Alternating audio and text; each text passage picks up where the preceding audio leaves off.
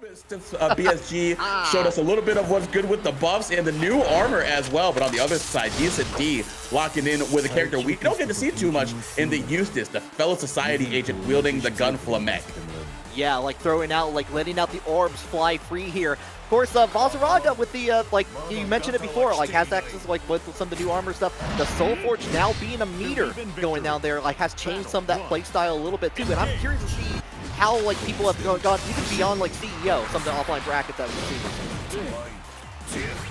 At that CEO, we saw BSG take a second and similar doing things like that as soon as they can get the momentum with the new version of that Soul Forge, having access to that armor for a longer duration after using it in that first time. But DecentDee so far getting the good health advantage here early, but gonna try to use that ult tackle to get through that projectile. And that's gonna be something that we're probably gonna see a lot of from Vaseraga. And DecentDee doing a really good job of covering there with the multi-hit projectiles. Yeah, DecentDee trying to fight for their life throughout that. Trying to go out with the U-skill rat race. The green one out there. Got thrown, got scooped for the trouble here. We're back in the field. Trying to go in for the grab, but no can do. And we're already back out to trying to play our way, trying to keep Isla away from DecentDee. Trying to find that far end, but really good job by DecentDee, just sitting right outside of the range of it, and then having the high priority ultimate Flamek send out with the clash going in their favor. So DecentDee mining the spacing very well there in round one, and that's what you have to do. Not far enough to where Vaseraga can get started easily with the Soul Forge, but just enough to where you can immediately threaten that ultimate skill. Isla is not falling for the rat race emo there. Throw out the yellow one earlier out there, did not get pushed far, and was already swiping away after the next one on here. Trying to avoid and get away from the blue one afterwards on this, and DecentDee is going to go ahead and get the knockdown. Goes in a little bit too early on the U skill, going to give Isla a chance to scoop up with the U, like a U right back at you. Oh, another one as well, trying to see if they can get some big damage after we get all of that extra frame advantage on hit that we were given by Fukuhara. Well, we're going to get a lot of damage right here after getting the tackle to land. Not going to have enough for another raging strike extension, but don't need it. Just get the scoops, and the site's going to send Eustace back across the screen, and we're going to get a round in our column. Now we're going to round 3 here in game 1. Oh, Vaseraga is opening up a Baskin-Robbins franchise with all these scoops coming into play here. We already using up a brave counter on top of that from DecentDee side here. The name of the game so far for Vaseraga for Isla right now has been just denying anything that DecentDee can get started. But we're seeing that happen right back at you. But no, never mind. U-skill scoop, bring it down. And as you were saying, it's important that DecentDee does a really good job in just preventing Isla from getting anything started, because the momentum that Vaseraga can run away with is huge, and that is something that you want to make sure that you curtail, make sure that he just cannot play the game. And the plethora of projectiles right now, as we use the skill to go over the ultimate reversal attempt and then just be able to reset pressure after the fact, DecentDee doing a really good job of representing a lot of ways to play around what Vaseraga and Isla want to do in order to get started. Oh yeah, for sure on that. The APM for DecentDee trying to stop Isla from coming in. It's on the higher side. It's in a StarCraft 2 kind of round going on. But we saw at the end there, Isla was trying to go in for the U-skill scoop one more time, and DecentDee was just ready for it to finish out the round. To see if we can stick with that same game plan again. You definitely have to have confidence in it, because it worked out so well in both rounds 1 and 3. And even in round 2 where you dropped it, it was getting a lot of mileage done, except for just a little bit of leeway that was afforded Vaseraga, which he can get access to now. Isla getting that scoop to put them into the corner. But I think just playing just a little bit too respectful of what Eustace is trying to do here. So we're talking about how DecentDee wants to stop Vaseraga from doing anything. Vaseraga kind of giving Eustace a chance to do that for themselves.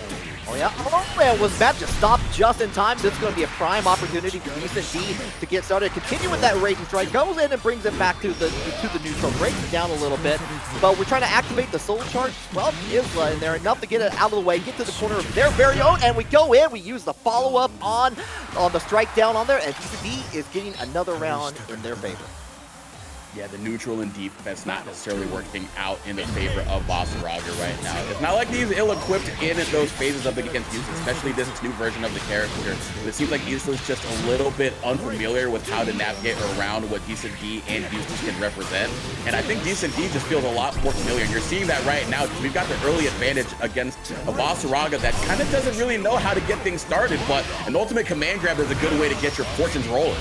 Yeah, unfortunate, like either try to go for a drop or a reset on that, and DecentDee got got hit with the full force of that. Get the push away. I like the U-skill version of the Flamak coming out. They're using the third hit just to get away from the armor option that Isla was about to commence with here. But unfortunately, goes in with the a Raging Strike. This is all that's going to give Isla an opportunity to get back. Both players are in Super Skybound Mountain territory.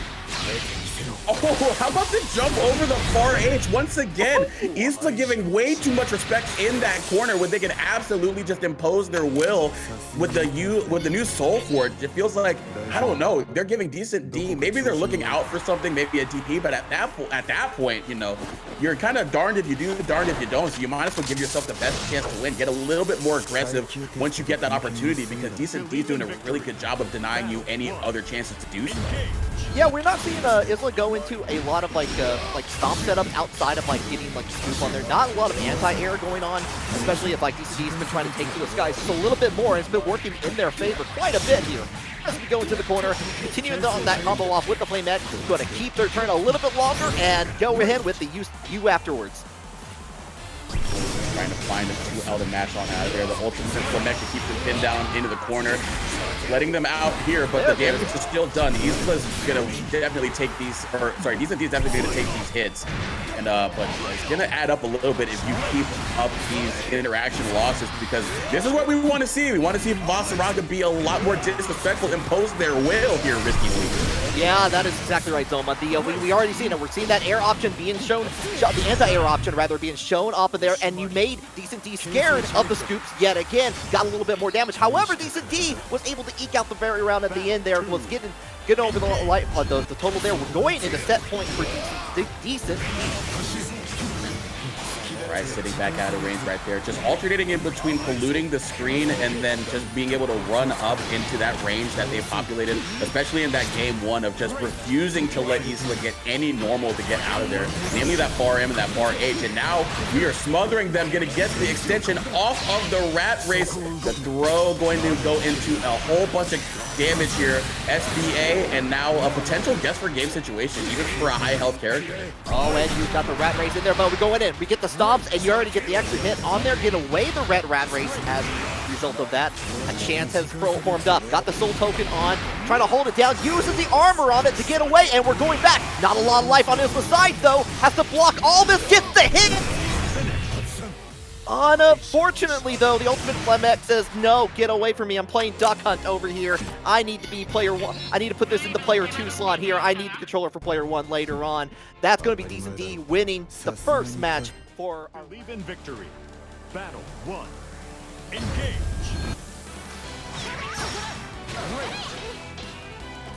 Okay, going in, starting to set up. Let's go out with the Emerald Sword here. Just go ahead and get it down here. But here comes the DP from Naggies in here. Trying to go a little bit too early on the Foxfire as we go along, but this time with the U-skill version of that, going to be able to extend the combo in the corner. Nice little start for Naggies right now.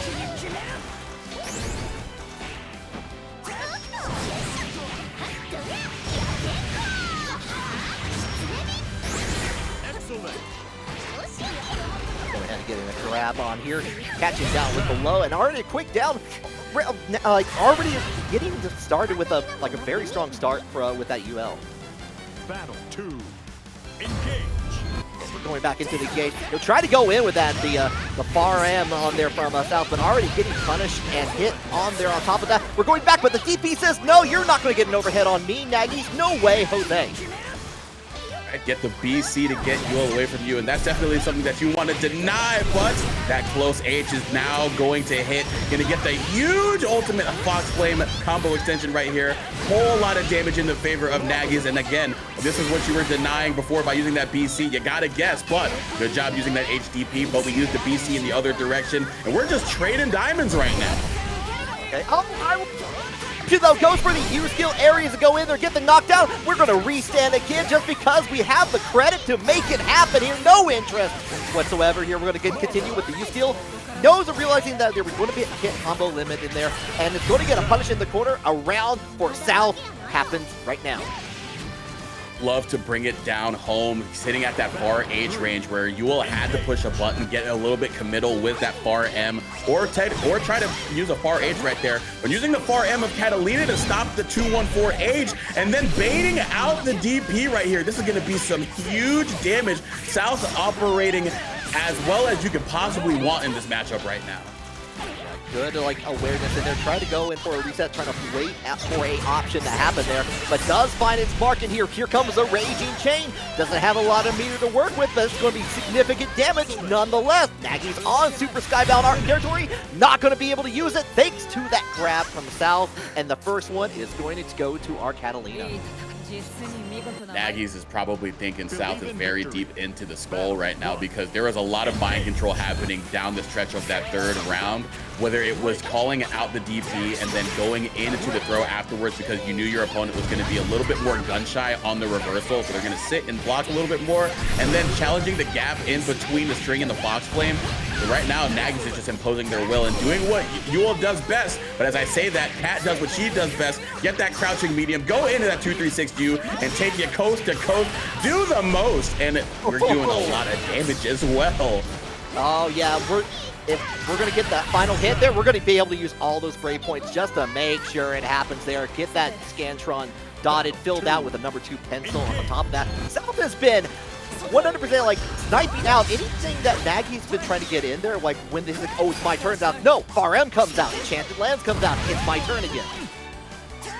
Yeah, what South is recognizing with Katalina, and I think a lot of other Catalinas really like about this character as well, is that when you're able to play against a character that doesn't necessarily have a plethora of ways to represent themselves, sort of burst options, as we saw right there from the 214H, being able to use her strong neutral and her strong defensive tools can be tough for her opponent to navigate around. But as I say that, we're navigating you into the corner that you put me in last game, but you couldn't get the confirm right, could you? Tried to reset me, but nah, I might not be as old as you think I am. We react to these Raging Strikes around here.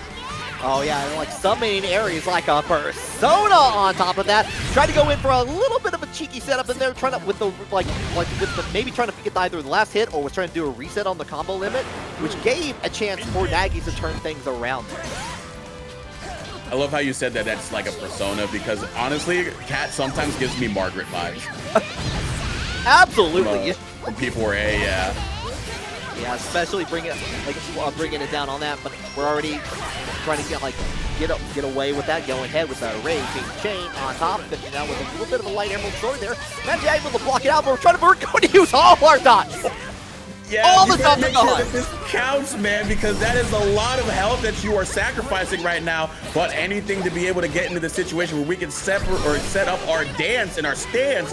But I'm not one for dances as Katalina, but we're not one to have Raging Strikes either. Unfortunately, might have been looking for an extension using so, but out of diamonds in that department. But Naggies, knowing that they had to go into an SSBA to finish things out, and that is going to be a really crazy way to end game 2. But Naggies says a win is a win regardless of how I get it. Exactly. Naggies was basically just was at that point like, you know what, momentum is more important to me than that extra like I don't mind the extra damage. I know I got the upper hand. I'm gonna kind of keep it going, keep up the pace there. But a great dodge into the throw, the forward throw from South on there, trying to turn it around, but we get striked away with the DP from Yuel.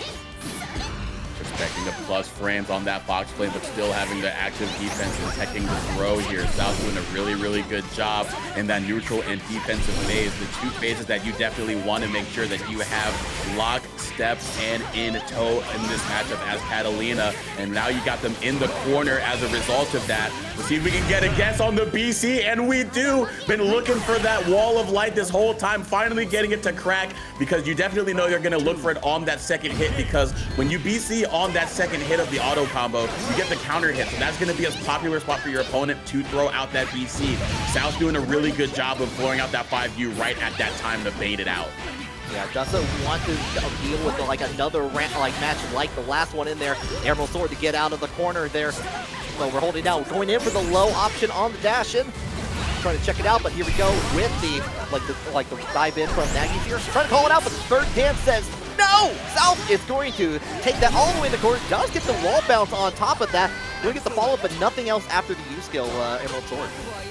Going for a shimmy right here. Try to put out that 5U once again. This time Naggies not biting. Got the counter hit. And God bless the buffs and God bless the basketball bounce as well. And God bless the ability of commentators to use syllables correctly. But Yuel going to be able to get that round 2 right there. A whole lot of B's, but we're spelling the W here for our round 2. But this is where things were in the previous game. And South kind of opened things up just like that in that last round. And how about a big open up, just the wrong close H, and another one of the crouching variety. What is going on here?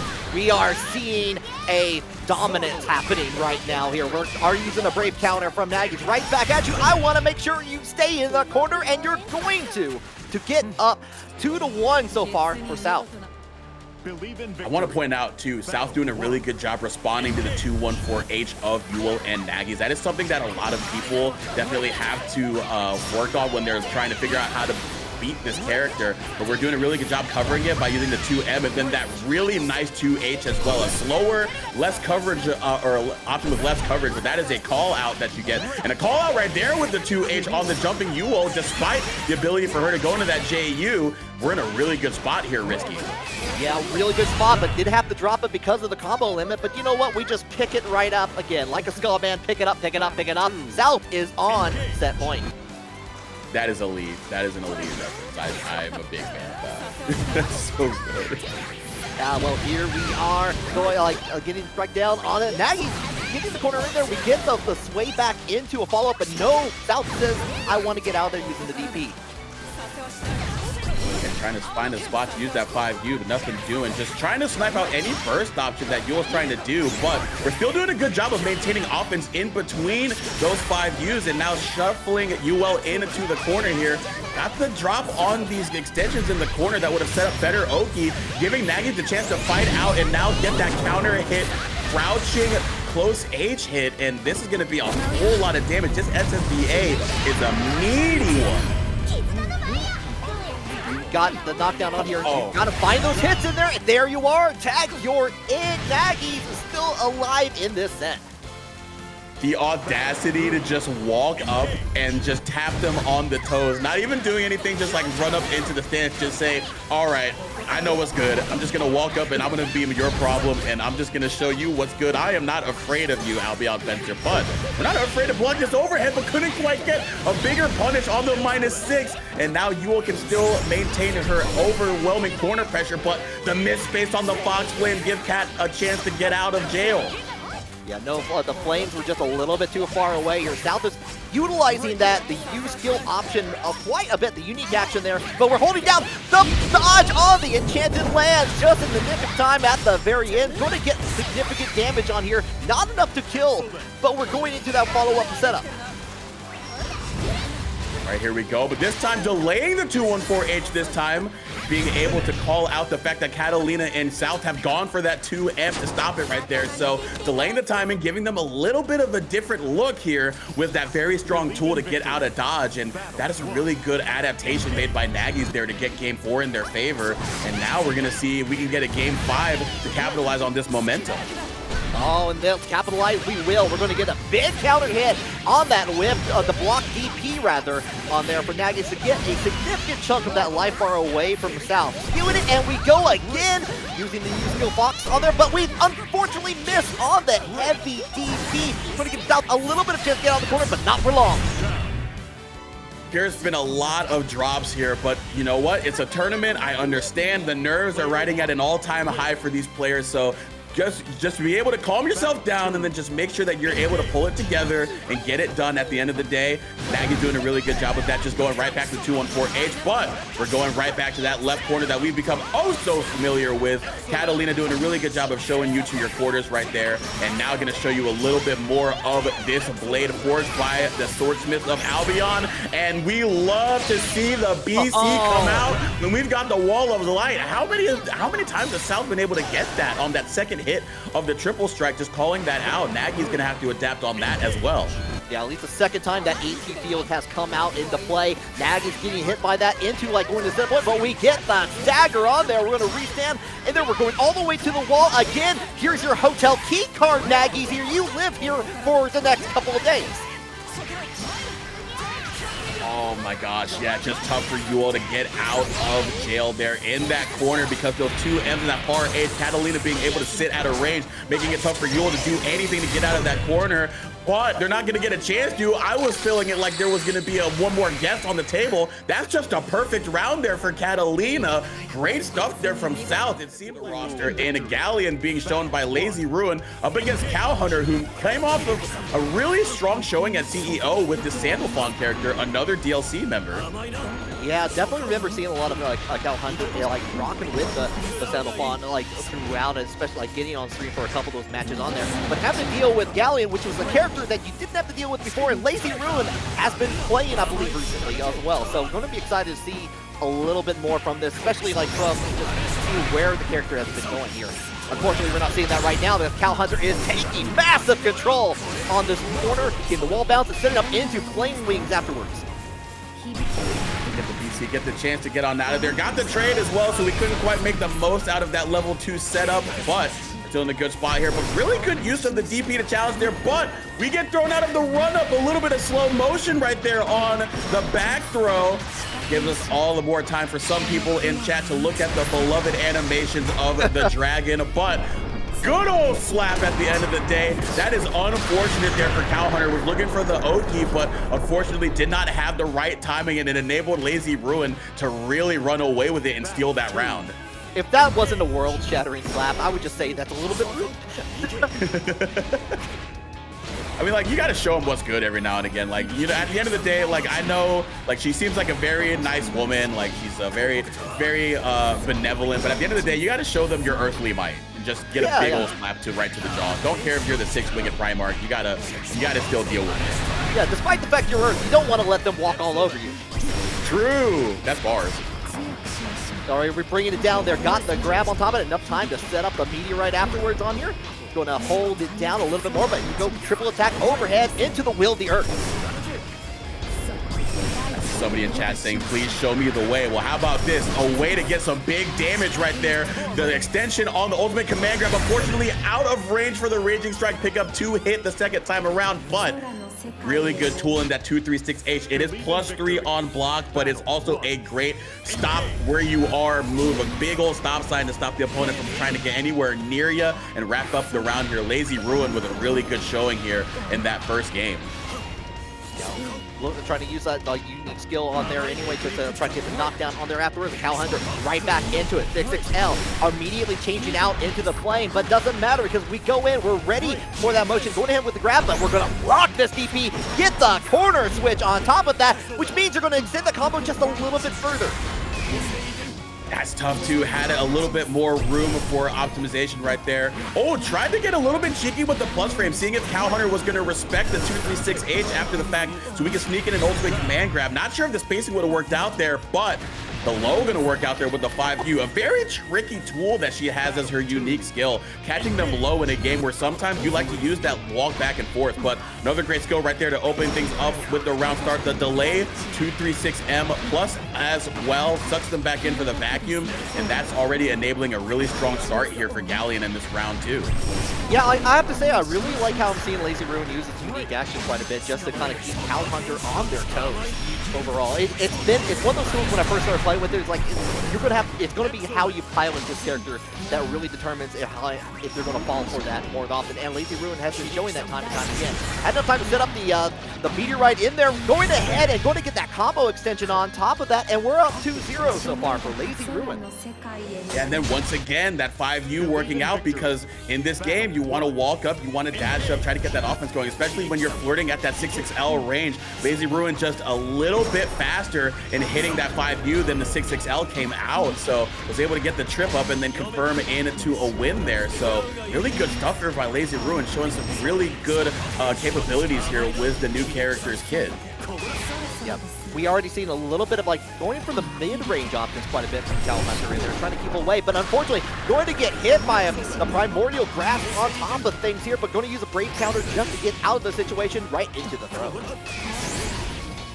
Oh, that was crazy, being able to get through that BC and continue that pressure string. But now here we go. This is where Cowhunter wanted to be in that first game. Had the chance to run away with that game as well. And again, the BC getting spaced out right there. Not sure if that was by design, but Lazy Ruin just going to be able to take it regardless and say, thank you so much for the chance to win this round. The SBA going to be able to take it. Bringing it down all the way into set point here. Cowhunter has not been able to get a lot of answers. Going into the level 1, but just goes ahead and resets it back up here. Going to keep away, knowing that they can kind of keep it up. Goes in for the level 2 on there afterwards in here. And we're going to extend it down a little bit more. Cancel it out. Gets the block on the Brave counter on that, but it's still in full control for Lazy Ruin. I do love going in between these pressure strings right here, trying to extend the plus frames as well, but then not overextending once they see that Cowhunter's not biting on it, and then they just run into that far M and that far H. You mentioned those mid-range tools doing really good work right there in that corner position as well. So gonna have one more chance to get on out of dodge here, but unfortunately gonna run right into another good far button in that far L. So you think of grapplers, you think of people who believe in victory. It was really cool to see those two DLC characters fight it out, but two base game characters coming over from Vanilla. I know Belial was DLC in Vanilla, but he's been here a while in Ryzen, and he's been doing some really good stuff here. We'll see what HUEBERT does with them right now. They're doing a really good job keeping the Eustace on the part of Forgiven from being able to play the game. And yeah, we saw the Eustace doing pretty well against the Vaseraga to open things up here, but this is going to be a little bit harder task because Belial is can play at a lot more different scenarios, a lot more different ranges than Vaseraga can. Yeah, I'm like being able to send out the Goetia, kind of keep on your toes a little bit as like on the approach tools. However, you're gonna have to deal with like Forgiven going into the flowback attack on there. Does hit with the ultimate Goetia, but we're going to go right back with the Brave counter from Forgiven here, right into the green red ready, holding back, doesn't even want to deal with it, tries to stay just far enough away from the orbs, get a little bit of a clip, but nothing much else after.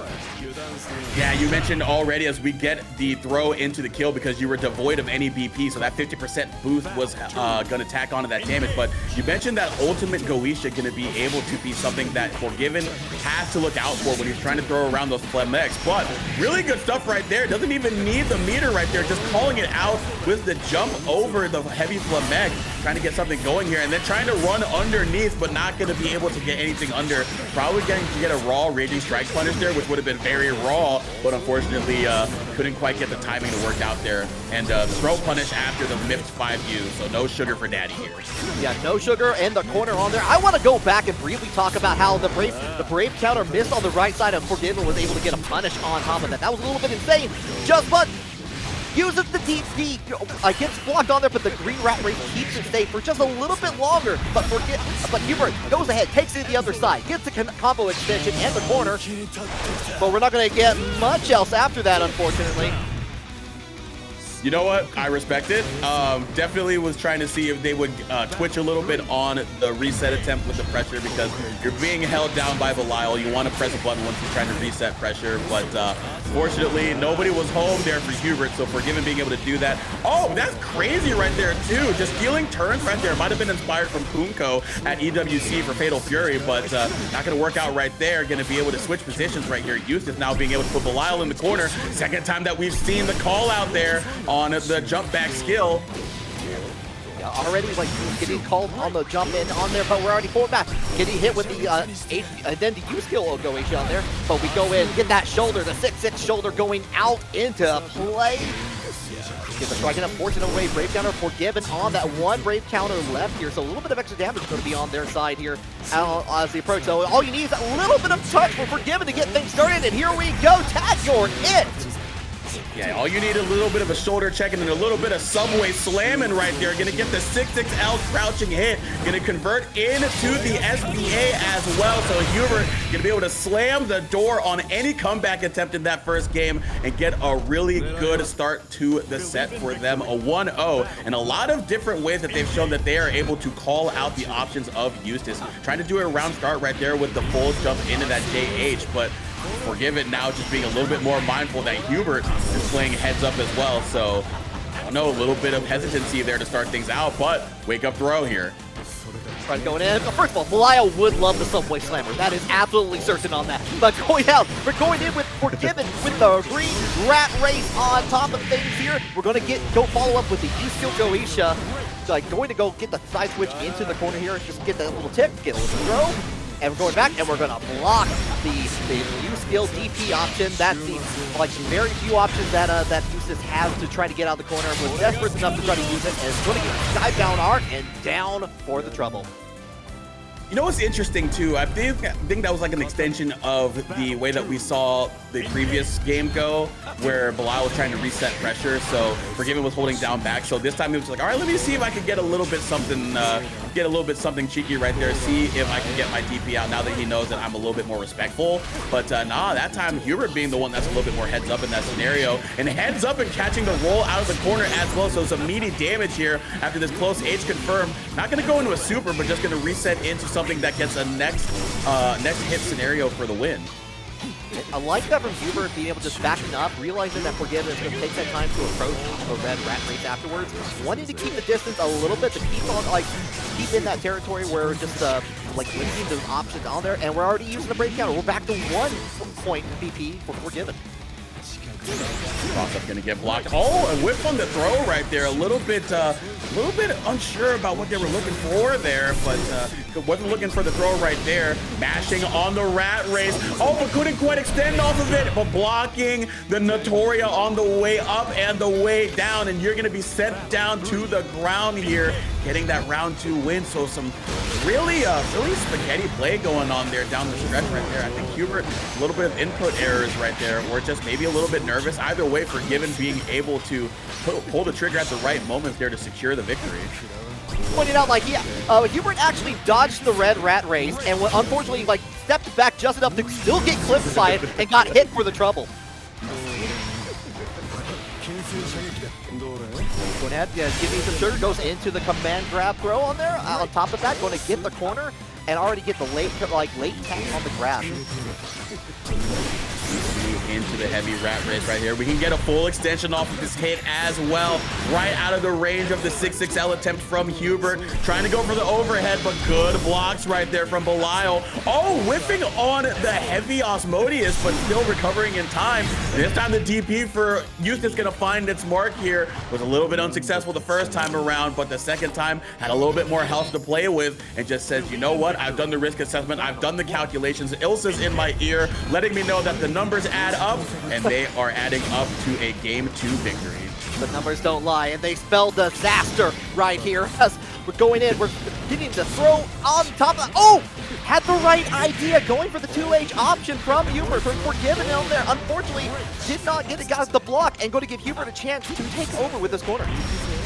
Oh, the spacing right outside of the range of that far H attempt to get out of the corner pressure. Really good stuff there. The shoulder check with the 6-6L, and then going to be able to convert into an SDA. Love that corner pressure there from HUEBERT. The suffocation definitely in full force right here. And now getting them guessing right there with the air stall. The Forgiven trying to find a way out of here. The far H is going to give them some time though. Yeah, Forgiven trying to send out all the orbs their way on that, but goes in. Gets the follow-up, the low follow-up on there to try to get away. It's going to strike HUEBERT, but we're trying to keep it away. This time, holding it down, gets the air unblockable hit on top of things, but doesn't get the convert in there because HUEBERT gets that point, goes into the Raging Chain, and marks it down for another round. Battle 2 underway right here. It's been back and forth between these two. HUEBERT definitely going towards that elementary counterplay, and I say elementary not in a pejorative way, but in terms of doing the essential things to navigate around what Eustace is trying to do, like those far jumps into that JH over the Flamek attempts from Eustace. But Forgiven has done a really good job of being able to rotate options as well to give HUEBERT some different looks. So it's just a matter of, is the layer 1 being responsive, or are they being responded to in short order? And right now, Forgiven doing a really good job of making HUEBERT see a couple more things than they otherwise might want, but now they're seeing a whole lot of red and blue. Ultimate Goisha to get out of the corner. Just spins that record, just get in there, but here comes the 6-6L, get that shoulder checked out on top of things here, and we're going to give guys a little chance here. We're going to have access to Skybound Arc, going to use that immediately, because that will definitely kill. He's definitely dead. Wow. You know what? The funny thing was, I was like, at first I saw the SSBA animation flash and I'm like, all right, it's time for one more guess. This is not fun. But then I immediately saw that they had no BP left and how much damage that first hit did. And I was like, oh my gosh, they are actually going to explode here. Yeah, they definitely did. Explosion. 4th of July was last week. We've already seen all those fireworks there. I thought, well, it's all discount fireworks, but HUEBERT is making it happen on top of things here. Already half that life bar, to a third of that life bar is gone. We're already using that Sky Bar art. We just saw it again a second ago. We're going to see it another show, an encore indeed. The fireworks may be aftermarket, but this damage is name brand, baby. Look at that premium that we got onto that health bar. All red and now teetering on that blue range because we are in that SSBA territory. So that means Forgiven has a little bit more urgency that they have to play with right now. And you're seeing it right now. The burst option's coming out, and then the U rat race to claim space up against Belial. Had the hit, couldn't quite get the confirmation after it, but good dodge on the U Goetia. Keeping them locked down in the corner. You got 50 seconds left. Great mash as well. Challenging. HUEBERT will try to steal turns back, but now Forgiven, just like that, has no health lead. Yeah, HUEBERT's been trying to steal the turn back with like give Sugar a couple times already. It's either been like going for the tech grab on one side or the other, and this time Forgiven just goes ahead, gets the button out there, and gets like some damage on top of that. But it's going to be HUEBERT with the round on there. Little bit of a pause, the delay on the head stomps on there into the tick throw right back, and this is set point for HUEBERT. Ash with the 2L to stop a run up and throw attempt. I presume either that or just a little bit late with the meaty. Either way, it gave Forgiven time, but the time is just running out now because HUEBERT responding back beautifully. Got the 6XL to hit once. How about twice? And now we're going to be able to extend off of this. Not going to have enough to build a bar for the super. And we just use our bar for a couple of ult skills. Tack on as much damage as we can still. And now we're sitting at that really uncomfortable range, but that par H going to give it a little bit more comfort as we try to get on out of there. Okay, yeah, using the melee weapon, the gun as a melee weapon rather, hit chance. Has a chance on their follow-up, does get the follow with the grenade on there. Going to get the hit, but no follow-up. Tight, nearly tied up for the life counter on here. We're going to hold away, use that last little bit of a brave count, and then brings it down at the very end to keep alive. That's crazy. A lot of confirms dropped you right there. I mean, like, those are hard confirms right there. They're really tight, and that's one of the things that Eustace kind of has to struggle with in terms of being able to do things in the moment, but then being able to play around the Notoria attempt from HUEBERT, sitting at a range where they can punish it without getting hit by chip. Really good stuff there from Forgiven, but this time the Notoria gonna work out right there as they hit the barrel of the gun in that far H, and then a couple of wonky trades right there. Now we just kind of calm things down, set out the grenades, and now we just put up the ultimate skill. And yeah, we do Belial things, minus it's just a state of mind. Yeah, Forgiven tried to go for a button this time. Like just goes in for the DP. This time, HUEBERT looking out for it. Tries to get the side switch. Does block on the counter. On this, trying to check with that shoulder yet again. This time we're holding down. We're blocking all the different follow-ups from Eustace. God bless the nerfs to that ultimate Goetia. The pushback right there giving Forgiven a little bit more breathing room, but the suffocation is still on. Not going to build enough for an SBA, but still in a really good spot right here. Get on out of there, but don't engage as well. A little bit fearful of the situation that Belial can put you in with this little health, but also knowing that we can be a little bit more advantageous by sitting at this range right now. Slid into first here. We're going to get right down, and we're going again. We saw it time before. We saw it again. Brings out the heavy attack on there and the follow-up just to finish it out. And suddenly, it seemed like HUEBERT had complete control. We're on a 2-2 match for this first three. I'm willing to bet good money that HUEBERT was about to run up and do DP. I'm willing to bet so much money on that. I mean, I'm not taking that bet. I'm definitely not on that, but regardless, that is the past. We're heading to the future here. Throwing out the green rat race on there, but we got the clean jump from HUEBERT in. They're going to get full control of this corner against Forgiven.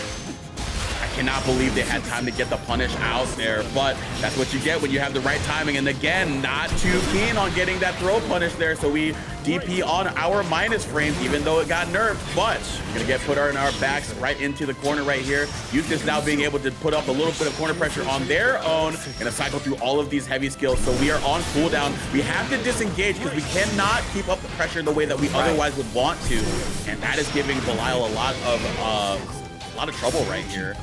Yeah, like Forgiven just trying to find any sort of option. HUEBERT doing a really good job guarding against a lot of that here, and having to spend a VP just to get away to brave counter. Throws out the full mech strike in there, knocking down HUEBERT to give Forgiven a chance at that point. The back throw incident will definitely be the turning point right there, because it was all HUEBERT there early, but then just being able to surmount that really good offense structured around those heavy skills. HUEBERT not necessarily minding the fact that it was on cooldown, but Forgiven being a lot more heads up, sitting at a range where they wouldn't necessarily have to overextend. Really good stuff there, and some really good stuff here to open up the round. Even though you have the health disadvantage, you're already making your mark, already feeling your presence, and getting Belial into this corner right here. Not about getting that big hit. Sometimes it's about just slowly getting that position that you want, and just slowly inching your opponent into that corner. This is a 99-second game after all. Does get the hit on the green rat ray. It's going to convert it to a full combo here. Has enough for use skill on both sides, and both players are throwing them out like candy. We're going to get HUEBERT gets the follow-up into the corner. Going to get that hit the combo limit into a setup with the Goetia. And we're going to get the throw with the flame mech on here, and we're trying to keep distance, trying to keep away. All right, BC to get on out of there. Whip on the ultimate Osmodeus. Slowly fighting on out of there. Forgiven doesn't have any VPs to BC with, so we're gonna have to really make it count here. Try to use the burst off to get out of dodge. Got out of the corner. Not quite dead yet. Run up throw. Not gonna be met, but they're gonna be meeting themselves with a W right there. Coming up to play. And I saw a Yuel versus Vane coming up. Yeah, Vane, a character that receives some pretty nice buffs. In my opinion, it gives Vane the opportunity to be the character that I believe he was intended to be upon launch. He's a lot stronger in the neutral and defensive phases.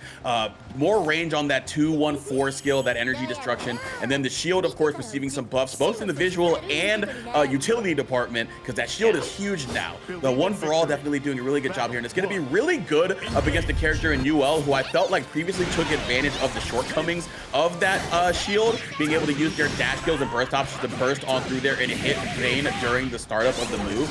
But now with the added buffs, we'll see how this matchup works out here for our boy, the Dragon Knight. You said it right, Zoma. The like bringing out the shield, bigger, ready for it, and you saw that hit on top of that. You're going to get the combo extension thanks to the DP, utilizing your skill, and you still get the wall bounce and connection from there into the combo limit from there. Like Vane was working out, and it turns out the shield is just a muscle that he worked out. Absolutely, Daddy Vane bringing home the bacon, but that bacon looking a little bit cooked here by the flames of the Fox coming out. Ultimate variety now gonna put Vane into the corner here. We'll see how the defense works out here, but the universal option in that BC, and then the 2-1-4H added range on these moves, catching Yuel right there, and then just hitting them right there with the heavy. Vane taking it in a real strong fashion here to open things up in round one. I feel like every time the shield gets thrown out from Vane, it's like he's summoning magic together. It's like I summon, like I do, like put down 2 mana, put down my shield on here, protection. Like you gotta go against it. But we're going to get the strike down on the first hit. We're going down. We're bringing down that axe. Yeah, what's crazy too is that you usually see that 2-1-4 low go underneath things like Cat's 5U or other characters who you have ways to block out the mids, but can still get clipped by that low. The shield being able to cover that with the added armor. I'll try to go for that JU to meet either meet Yuel in the air or just give themselves a little bit of an air stall. Either way, we're back down to earth, but the 6-2-3 gonna work out. Run up and throw, but we're still in a bad spot. But Yuel now gonna find themselves in a worse spot. The back throw, and then the BC bait with the energy destruction. 2-1-4M right there. Gonna get game one in Sigurd's column. Sigurd had some amazing patience in there, just like kind of waiting for the right moments in there and just ready to like bring down. And like, I don't need to do a whole lot to the approach in there. I know VanillaLofi is going to try to come to me, has no other option but to do it here. But Sigurd made a very strong patience on that. Going ahead, using the unique action in there, just to get a little bit of a hit, and goes with the throw in there, takes the corner for Sigurd.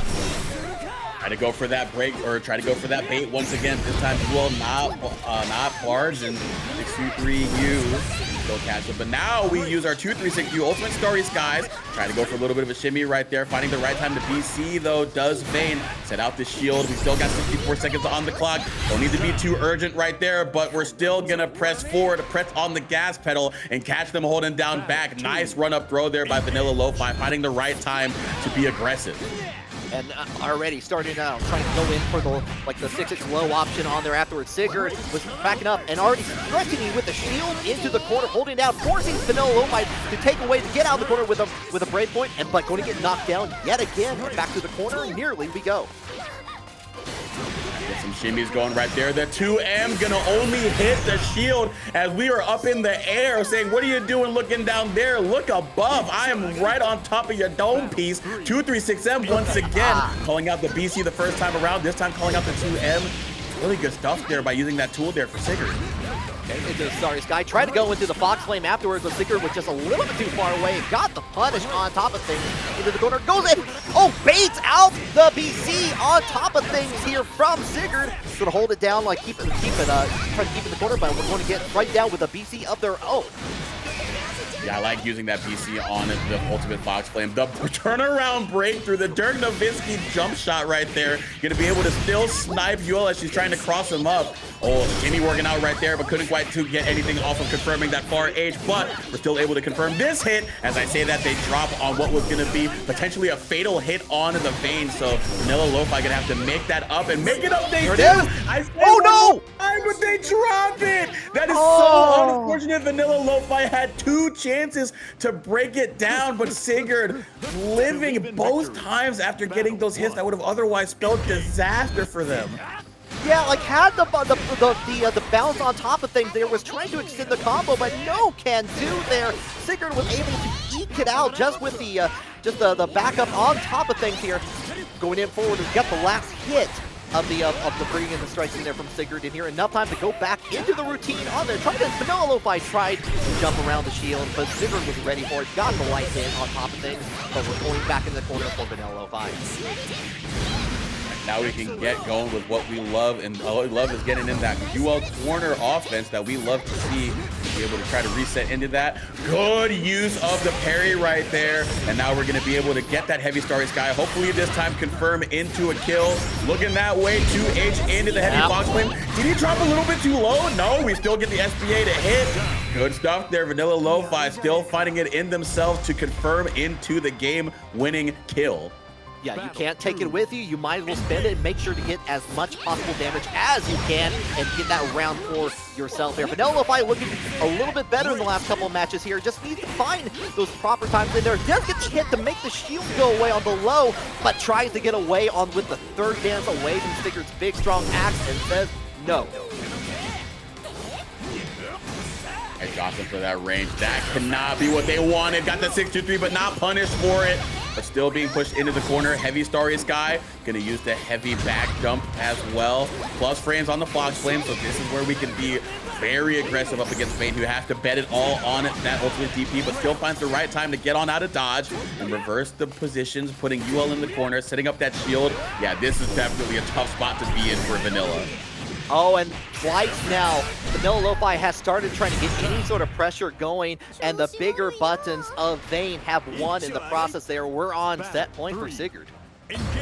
You're seeing this new version of Vane definitely give Yuel a little bit more trouble, because it's just like, how do we navigate around them? Because we can usually take advantage of them trying to go for that shield with that Starry Sky, but now that it's more effective in what it's supposed to be doing, you're seeing Sigurd being able to represent different defensive options, not necessarily having to over-rely on something, and you're seeing the shield this time working out against that 2-1-4 low follow-up and being able to extend into a healthy bit of damage. So Vanilla's gonna have to figure something out here, otherwise they're just gonna be eating a bunch of these 2-1-4Ls. 2-1-4Ls all day, every day, but does find it. The immediate jump in on the beginning of that. Going to give VanillaLofi an opportunity to go into the Skybound art there. But you were right, Zoma. Sigurd's been able to throw that out, and that button is so long, it takes up a lot of the distance for like what Yuel would love to do with their dance pressure on that, and you have to take those risks on there. VanillaLofi has been taking them, got in with the overhead follow-up on there, and has got on the board to stay alive in this match. Associate came down to whisper some strategy into her partner Yuel's ear, and that said, hey, throw out that stance, but then just run up and throw him. Let's do something devious today. Always got to do something devious. That's the way the Granblue world works here. Oh man, yeah, that interaction's happened so many times as we get the 63U. Just doing that triple strike into the Fox Flame and then the spot dodge into the button has been Sigurd's response. But now we've been a lot better at calling it out by using the parry. But, oh, that's so unfortunate too. Had the jump over, kind of had the right idea, but the spacing on the jump not going to work out right there. So Vane going to be able to pick it up on the other side and put Yuel back down in the dirt. That is round 1 going to them, and we are on set point here, Risky. Immediate Starry Sky to begin things out here. VanillaLofi doesn't want this set to end just yet here. We're going to get pushed and get hit a button in there to get whipped. We're going to dodge away. Like, you have to deal with the threat of the shield and this corner. Going to get the conversion for Sigurd on top of things and goes into to get the go ahead, use the U-skill shield in there. And wait, still get hit with the DP U-skill on top of that? Wow. It's Palutena up smash, man, I'm telling you. And then the 5U as well, holding strong. Another buff tool in the on the Gran. The third Eustace that we have seen today. We were talking about underrepresented characters, but Eustace definitely coming out in droves today. Wonder what's in the air, but on the other side, it's everybody's favorite protagonist, the Timbo man himself, Gran holding it down. rahhahRZLN now holding down Eustace in the corner here with an early health lead, and nice use of the U fireball, trying to curtail the projectile Eustace. It wants to throw out there and then baiting out the UDP as well. Thought they were going for a delay button, but no, we're just being a little bit patient offensively from a Gran player. Crazy. Yeah, just like waiting for the right moment. Has the exceedingly life lead. It's going to be the end of. We're going to have a full round lead at the very end of this. Here, just like it's like I don't have to really make too many risks at the points. It's so early in here. I need to learn what Donquavious wants to do in between rounds. Right back into this corner, man. Just, you know, it just feels like Donquavious hasn't had a chance to play the game yet. And now just getting smothered by this offense, but now getting a chance to get on out of there. Great dodges on the part of rahhahRZLN, though. Gran doing a really good job right here. And again, going to be able to get that overdrive surge to keep him in the corner. Not going to run into anything too crazy after the fact because there's a whole lot of damage on the next potential hit. Dude, okay, can we talk about how rahhahRZLN's been so good about spot dodging these projectiles? It feels like the reactions have just been on point. Yeah, definitely, like, feels like maybe they've had to play out like they've had, like, with the number of uses we've seen on stream, maybe it's just the same in the bracket as well, and we've already have to get used to it a little bit more. Definitely seeing more representation of this character on top of this, but we're going in. We've got the rat race in there. Trying to go in for the throw afterwards. Immediate tech from rahhahRZLN. Oh yeah, everybody's favorite RPS up against Gran. Had the minus frames, but the 2U gonna beat out the mid poke there from the far L of Eustace. And now here we go. This is what we can do as Gran gets you in the corner. Use our 5U to create more of a guessing game as well. Go for the frame kill. And then once again, the ultimate fireball gonna beat out the fireball of Eustace. So the clash gonna work out for Gran's favor right here. But again, rahhahRZLN doing a really good job with the selective patience right here in neutral, but not gonna work out right there. Just a little bit late on the button there. Donquavious sniping him out with the 6-6L, converting into the Raging Strike kill. Don't need to do anything like too extravagant in there. Just get the kill, get the round on top of that. You have the resources to make it happen. And we're gonna block that DP. Gonna be a big opportunity for damage here for Donquavious, who I'm used to seeing in other anime games. So it's really nice seeing them like at least for me commentating, like being able to see them play Granblue here as well. Going in, going in the Raging Strike, chain hit on there afterwards. We're going to get that hit, and we're going to finish it off. Nice return back on there from Donquavious. Yeah, to open things out, I said rahhahRZLN was just not letting Eustace play the game, but how quickly things can turn in the course of a Pokemon battle. Right there, it felt like Eustace just was not letting up on Gran. And just like Gran in their own right with their corner pressure, Eustace, once they get the early advantage and they have access to all those heavy skills to extend their pressure, keep the plus frames up, it can be hard for a lot of characters to get out. And a character like Gran who has to bend it on a DP, because they're normals, as we get the ultimate DP right there. Right there? Just gotta find a way out of there. It can be a little bit tough, but right now Donquavious, nothing tough for them. Everything's just going their way. Love the use of like try to go in for the throw to be tricky on there, but rahhahRZLN gets the tech away to make the yellow rat race go away. But Donquavious had a significant life lead and was able to turn things, happen to hit that on there in there. Another round for them. Great job reacting to the full next here, but we're still getting shoved back right there after getting hit by just one of them. Oh, great spacing on the overdrive surge, the whip punish right there, being able to set up the heavy rat race as well to extend some plus frames. Second time that we've seen the throw break in that scenario, so we'll see if Donquavious plays around that the next time around, get a little bit of a shimmy or a delay button or something. But right now we are returning back to the neutral, but the ultimate fireball now 3 for 3 working out, but good sweep right there by Donquavious. Yeah, goes ahead and try to cover all the options on there afterwards, even if it didn't get the knockdown, was going to keep up and try to get the turn in there with the orbs afterwards here, but Ragger does get the hit into the HDP. On top of that, a little bit of a tick throw on there, but he missed an instant of the tech throw on there. I'm going to get another chance at this here. Significant chance. Yeah, goodbye to that life bar entirely. Yeah, they call him Mr. White Bread, but I don't know. That damage is looking a little bit spicy, a little bit multi-grain right there, a little bit of decoration on the sides of the loaf right there, because that was a quick bit of damage dealt to Eustace right there. But now we're trying to get a quick ushering into the West Coast corner right now. Gonna sit back, get that ultimate fireball. Okay, so it's hit 3 times, but the 2 times that it's whiffed, as we get the extension off of this fact, they've chased behind it when they knew that Donquavious was waiting to spot dodge it. So got the counter hit with the 6XL both times. So Ragger doing a really good job of employing that ult fireball. Donquavious trying to change it around here, does the follow-up low on there afterwards, but here dash in low from Ragger in here. A little bit of a charge on that just to keep you on your toes here, but we're going to get Ragger has been going in for the low, like the 2L into tick throw option constantly. Decides to go back into it with the 2L again and takes that match to make it 1-1. Hilariously, I said that about the flash after they had the rat race set up for Donquavious, but Ragger, I think, was just like, hey, I might have to try that on my own little offense as well, and it worked out for them. Maybe try to dodge into the 6XL on there, but gets in a nice little deep jump and attack in there, and we're just gonna let it rip Beyblade style on top of it. Gonna get the hit on Donquavious.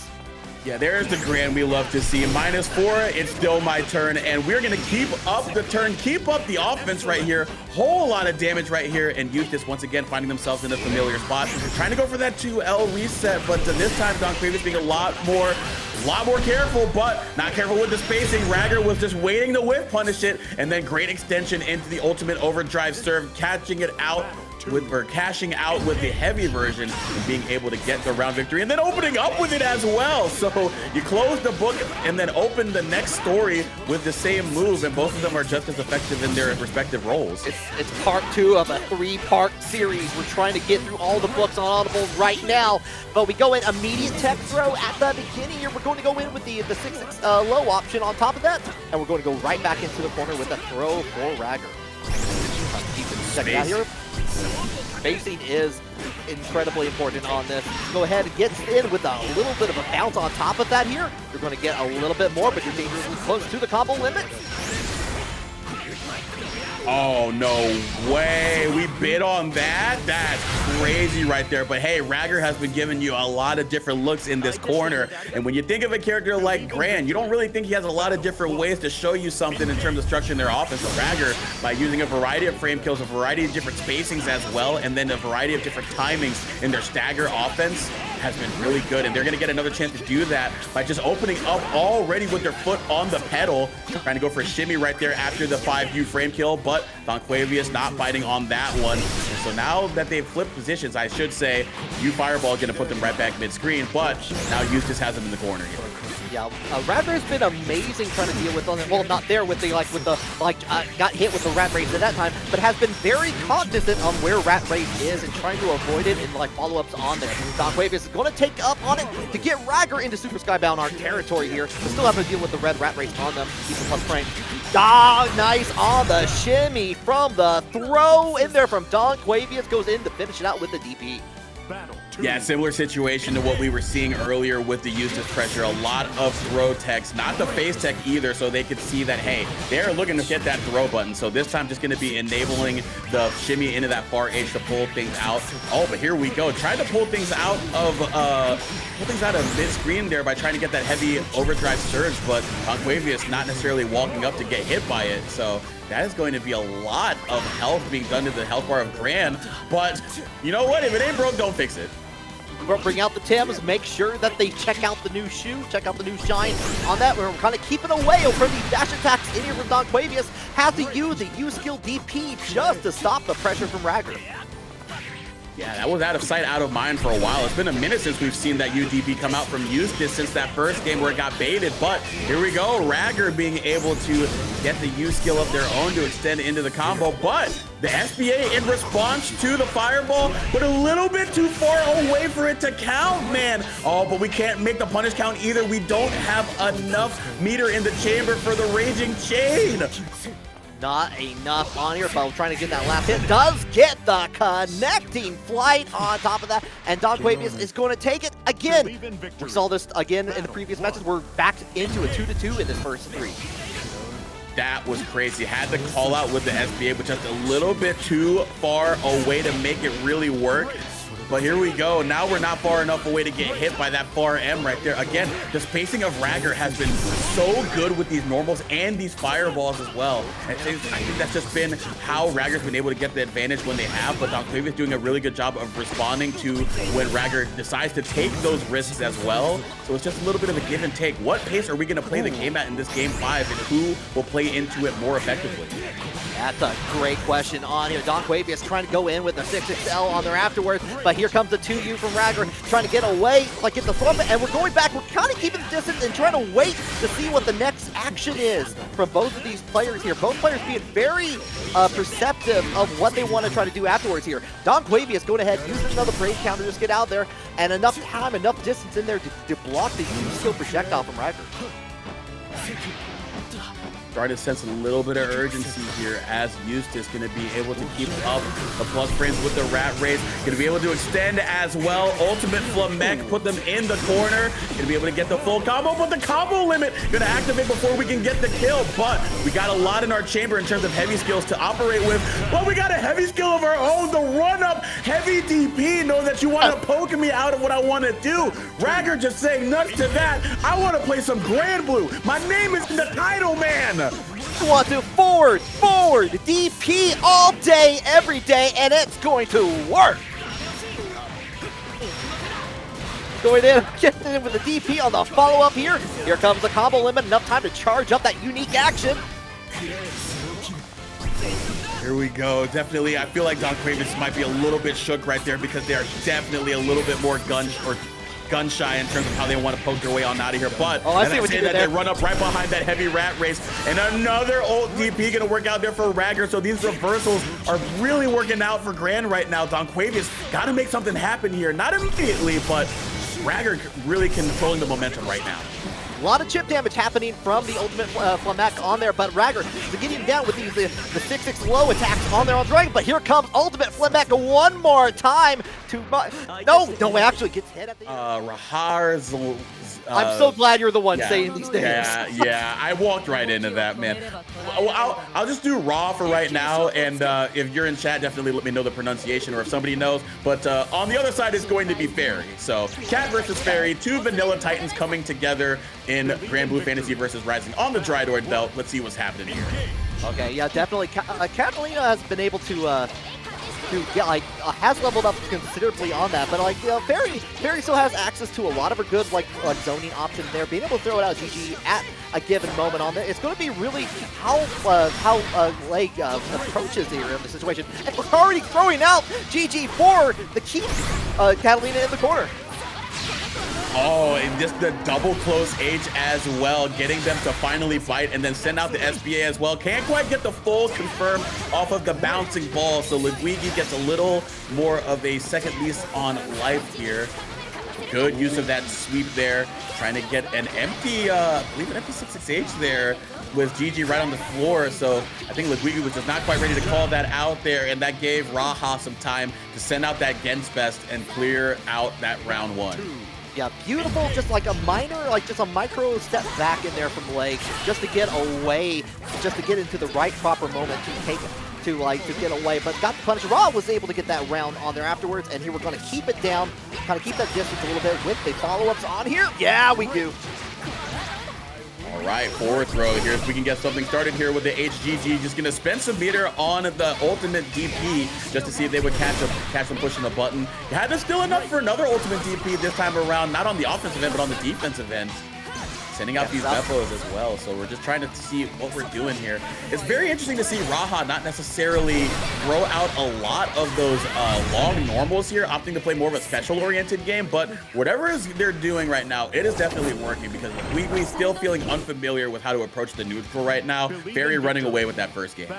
Yeah, was able to, even when trying to approach in there, Ra was able to use the U skill version of that where it kind of vacuums in. You're able to get a full combo in there. We got the jump in into the 2L on there afterwards here, and Raha is still continuing on their terror.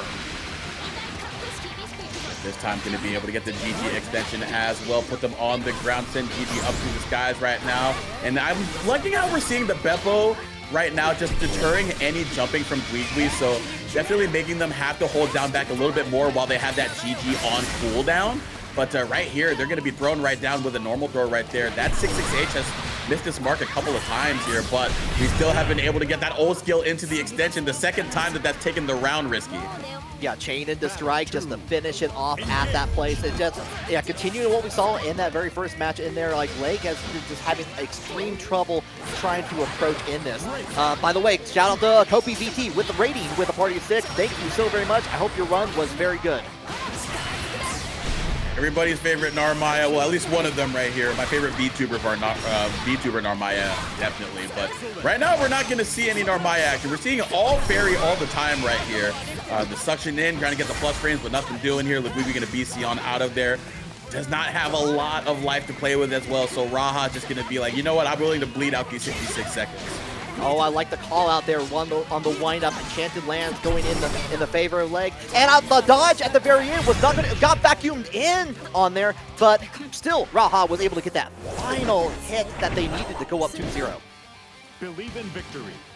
Yeah, this time we saw the normals come out a little bit more down the stretch, but it looks like Raha just doing a really good job, especially with those Beppos, finding ways to curtail any approach that LeGwigwi does. And that's what you want as Ferry especially, right? You want to be able to represent yourself so that your opponent can't just immediately take advantage of your bad defense short of the DP that you would have access to at 50%. So early in the game, being able to establish your presence early, very good here. But LeGwigwi now is going to be able to establish their presence, but again, paying them a little bit too much respect, and you're not out of range of that heavy Genspens, and we're going to get the side switch combo as well. Yeah, so having to hold it down thanks to GG on there. Get the anti-air on top of that, sends out GG yet again in the corner, holding it, locking it down on there. And one more time, you know what? Chip damage becomes a problem at that point. The amount of hits on there, bringing Raha into that point. That is so tough too, because LeGwigwi had the way forward, but again, just was not necessarily confident in how they wanted to approach the offense. But there you go, using that 5U to stop the far M and that far H could go a long way up until Raha shows that they're going to use a lot more of that 2M or that sweep. But here we go. Now we have to make sure that we take full advantage of it now that we have Ferry in the corner here. And that's exactly what we do here. Again, that 5U Wall of Light going to work out right here, confirming into the SPA. LeGwigwi might have found their way forward here, Risky. Yeah, may have found a way forward. The path has been set here, still keeping alive here after Raha has been having their way for the last 2 matches here. The 2M still gonna hit there. That's crazy. Crazy, but we're seeing more of that, the 5U coming out into play here, trying to cancel out of it, but getting like whipped, getting like punished in there as part of it from Raha. Here, right there, and now keeping them pinned down, but good use of the Enchanted Lands to poke through the gap with the aerial GG summon. But LeGwigwi once again going to try to sit at a range here that's more beneficial for Ferry. So now you're putting yourselves at a really tough spot here. No punish right there on the follow-up on the 5U. Raha not quite comfortable in what they have to do to respond there. Try to get the close H to beat out the recovery of that spot dodge attempt from Katalina. Got the run-up as well. And then just a raw raging strike to beat the dive kick. Yeah, lucky break on that, gets a conversion. Goodbye to the middle part of your life bar, Raha. Gonna have a chance probably on there, but goes in for the U skill DP on it. Sends out GG for a last little hit here. Last opportunity for Leg. Oh, that is so tough. Oh, I know what they were going for there too. Wanted to go for that delay button because those competitive environments is Zooey being piloted by Semi. One of the few Zooey players that are still out competing with the character. I think right now just doesn't have the strongest opinion, or the community doesn't have the strongest opinion of this character right now. It's just sort of, she's in that in-between space of just good but not good enough. But then we're going up against a character in Yuel who may not necessarily be top of the tier list, but is very, very strong at what she does. And Fredruary is going to show you exactly how it's done with the character. Yeah, well, I'm definitely a fan of the color of like Zooey for the summer outfit for sure on that. And you're right, Zoma. Like Zooey is a character that has struggled in certain ways, has like some excellent advantage in there with being able to like the U skills definitely have helped in the case, like being able to send out the big dragon, get a little bit of extra power on top of that. Excuse me. But we're not seeing any of that really right now because Fredruary is going in with this UL and making a scene of this life bar.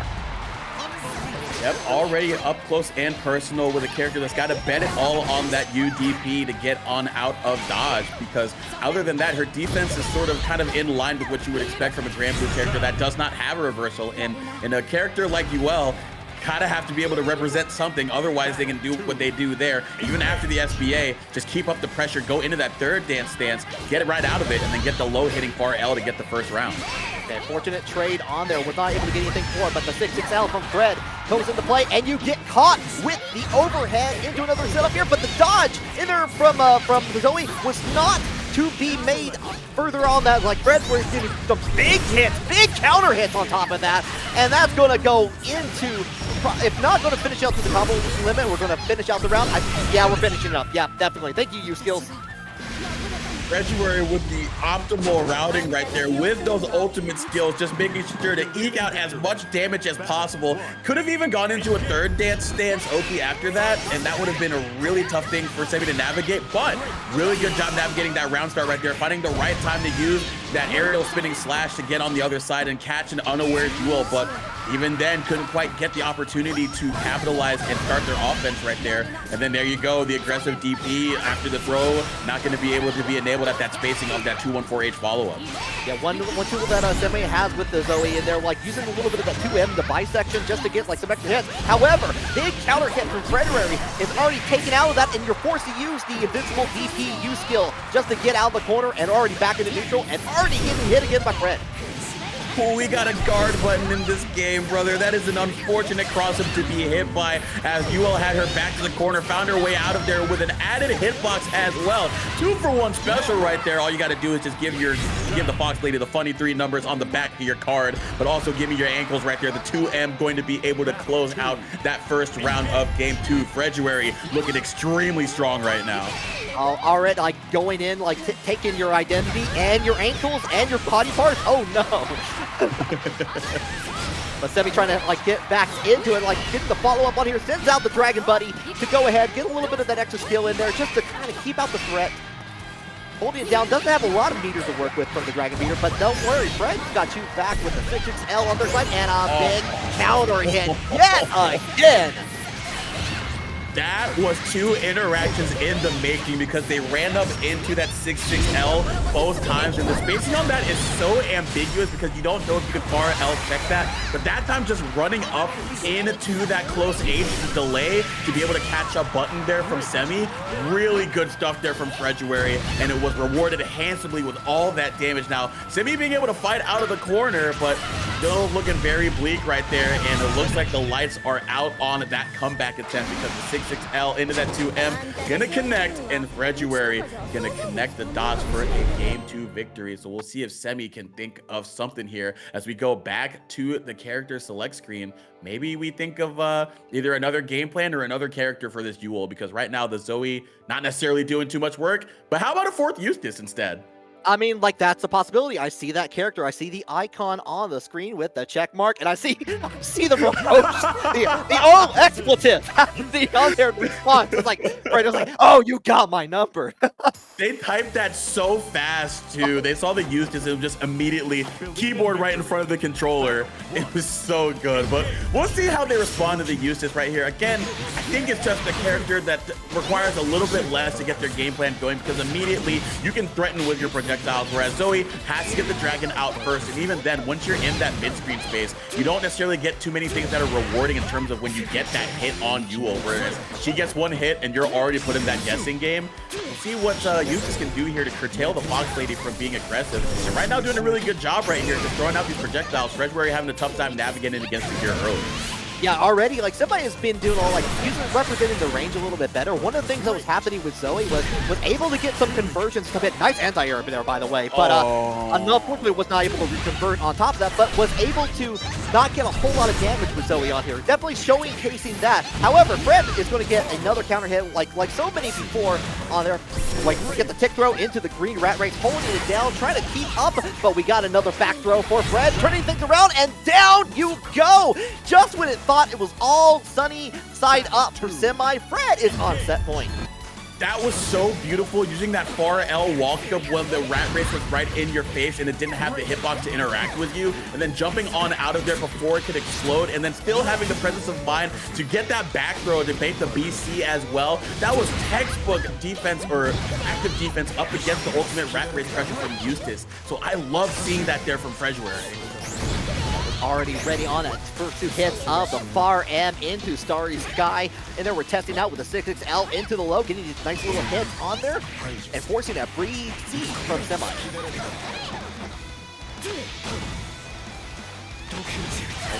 And at that range here, and what a whip punish right there. So nice. We go right into that RS as well. Gonna be able to extend into the stance, catch them low as well. If we get an extension off of this one, that is gonna be all she wrote there. Fred gonna do something that, you know what, you love to see. Color on Vaseraga too, like actually with that axe, very nice. But Cowhunter making their return. I like seeing more Sandalphon happening on the screen as well, because like I don't feel like there's a whole lot of representation with this character, especially compared to other newer characters that have been coming out.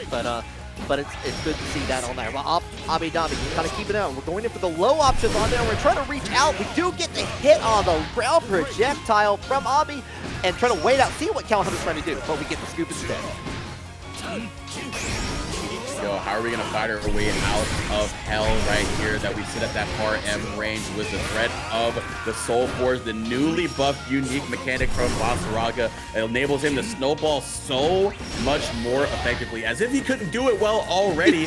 Just had a boon to that ability now, and now you're seeing all this right now. What do you do? Off a raw raging strike, because this is Granblue Fantasy versus Rising. You will get hit by a raw raging strike, and you're just gonna have to hold this damage because you have 50% extra attacks on, because you don't have any BP, but doesn't matter. We send out the heavy instinction, and we confirm off of it as well, because we got buffs to our Lariat as well, because again, apparently he needed it. Apparently on that, but it got the combo extension on top of that here. But Cowhunter not stopping in this. Going to go ahead, switch out to the flame. Haven't really seen any of the other elements from Cowhunter on that. I need to. My Sandalphon is not as strong as some of my other characters on this, so I need to see what the reason is behind that. But it does seem to be doing some great work with follow up, and we're getting the wall bounce into the Skybound Arch. This is a Sandalphon and Cowhunter that took a 2-0 victory over Riazo at CEO. So this is a character that I believe Cowhunter at this point has to believe can get it done. And we've already got a perfect response here to Obby, Dobby, and the Vaseraga here. Once they got started, it was just no way for Vaseraga to take it back. And Cowhunter, I think, does a really good job in terms of utilizing what makes Sandy strong outside of the elements. I believe the only element they really go for is that fire, especially if they're trying to commandeer that neutral. But they do a really good job of throwing out that Spar H, that 2F, that 2U, doing a really good job, and then also being able to hone in on the defensive habits of their opponent, being able to jump over the reversal command grab attempt, get the blink into the SBA, and just like that, Cowhunter, 2 swift rounds.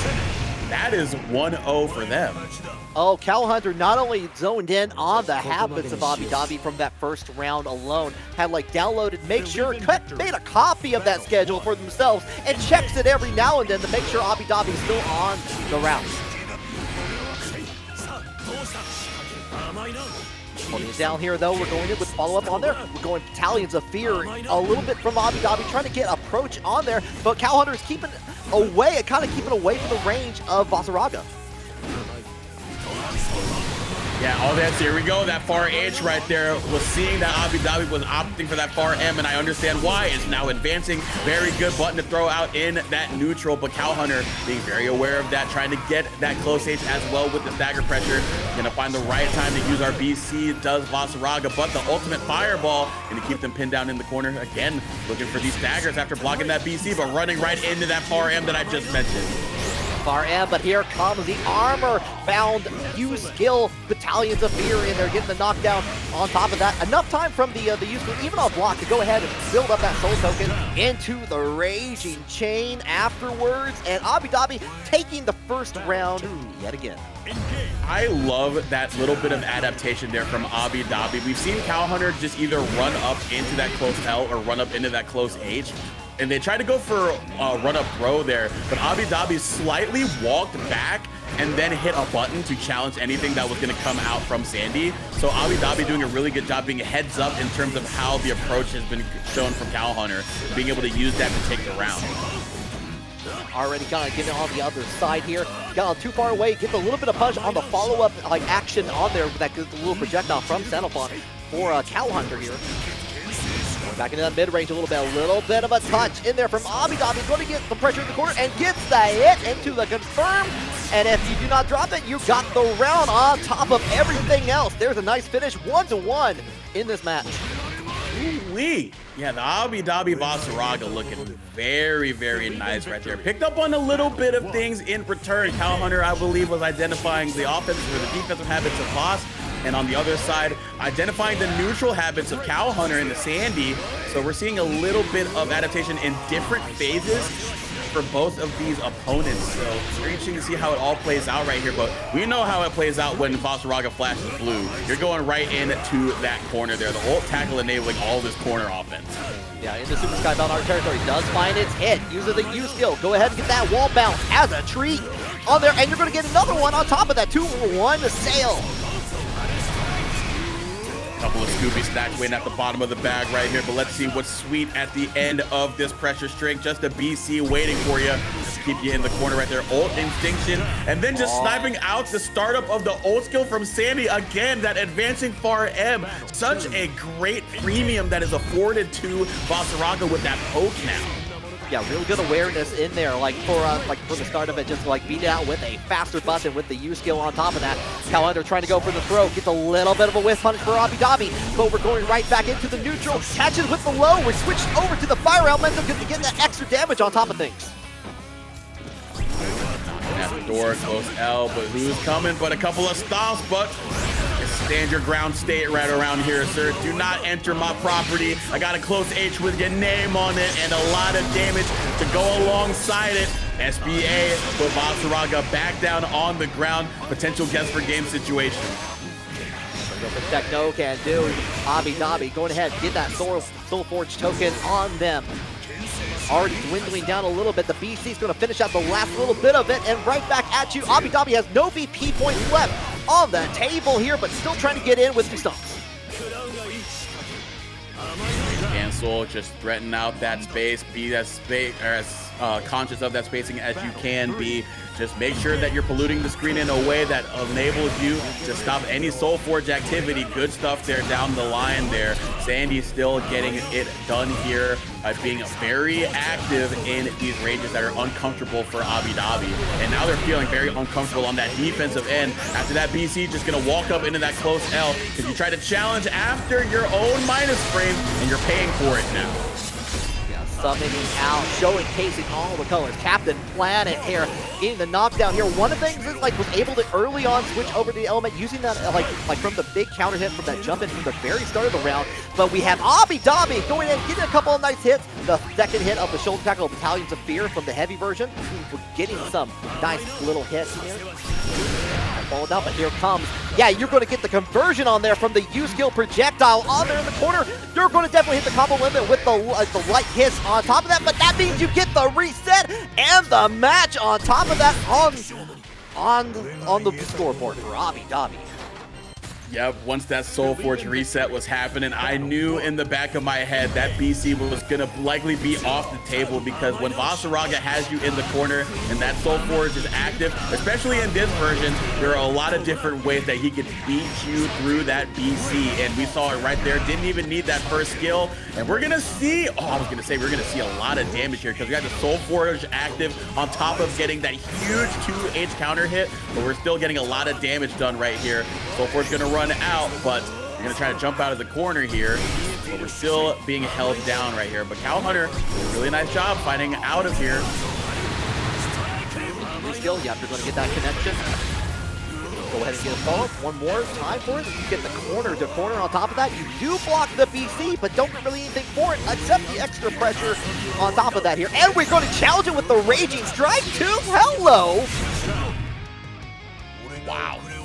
That is that is some very keen initiative being used there by Cowhunter. Just definitely feeling the moment right there, and feeling that they wanted to go into that 5U after they tried to create space as well, sniping that out with the 6-6L. So Cowhunter doing a little bit more of a close quarters, a little bit intimate, a little bit more up close and personal here, just trying to be immediately threatening rather than trying to sit at a space at a distance that would be otherwise uncomfortable for Obby Dobby. Just saying, hey, we need to get started, we need to hit him first, and we need to hit him hard.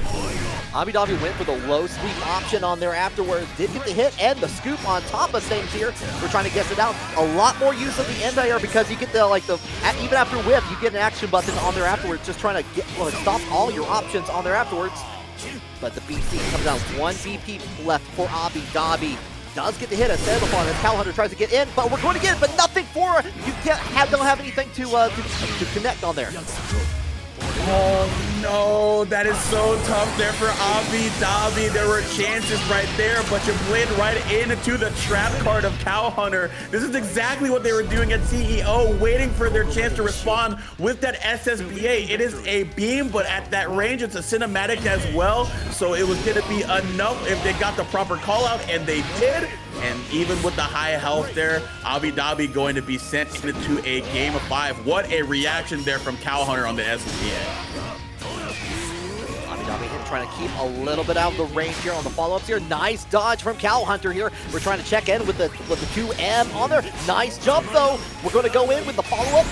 Going to try to keep it with the projectile meaty on there on follow-up there afterwards. But we're going to go in. We're getting the hits with the long legs of the wall from Sandalphon. Yeah, I had the whiff on the command grab after forcing the plus frames with Instinction.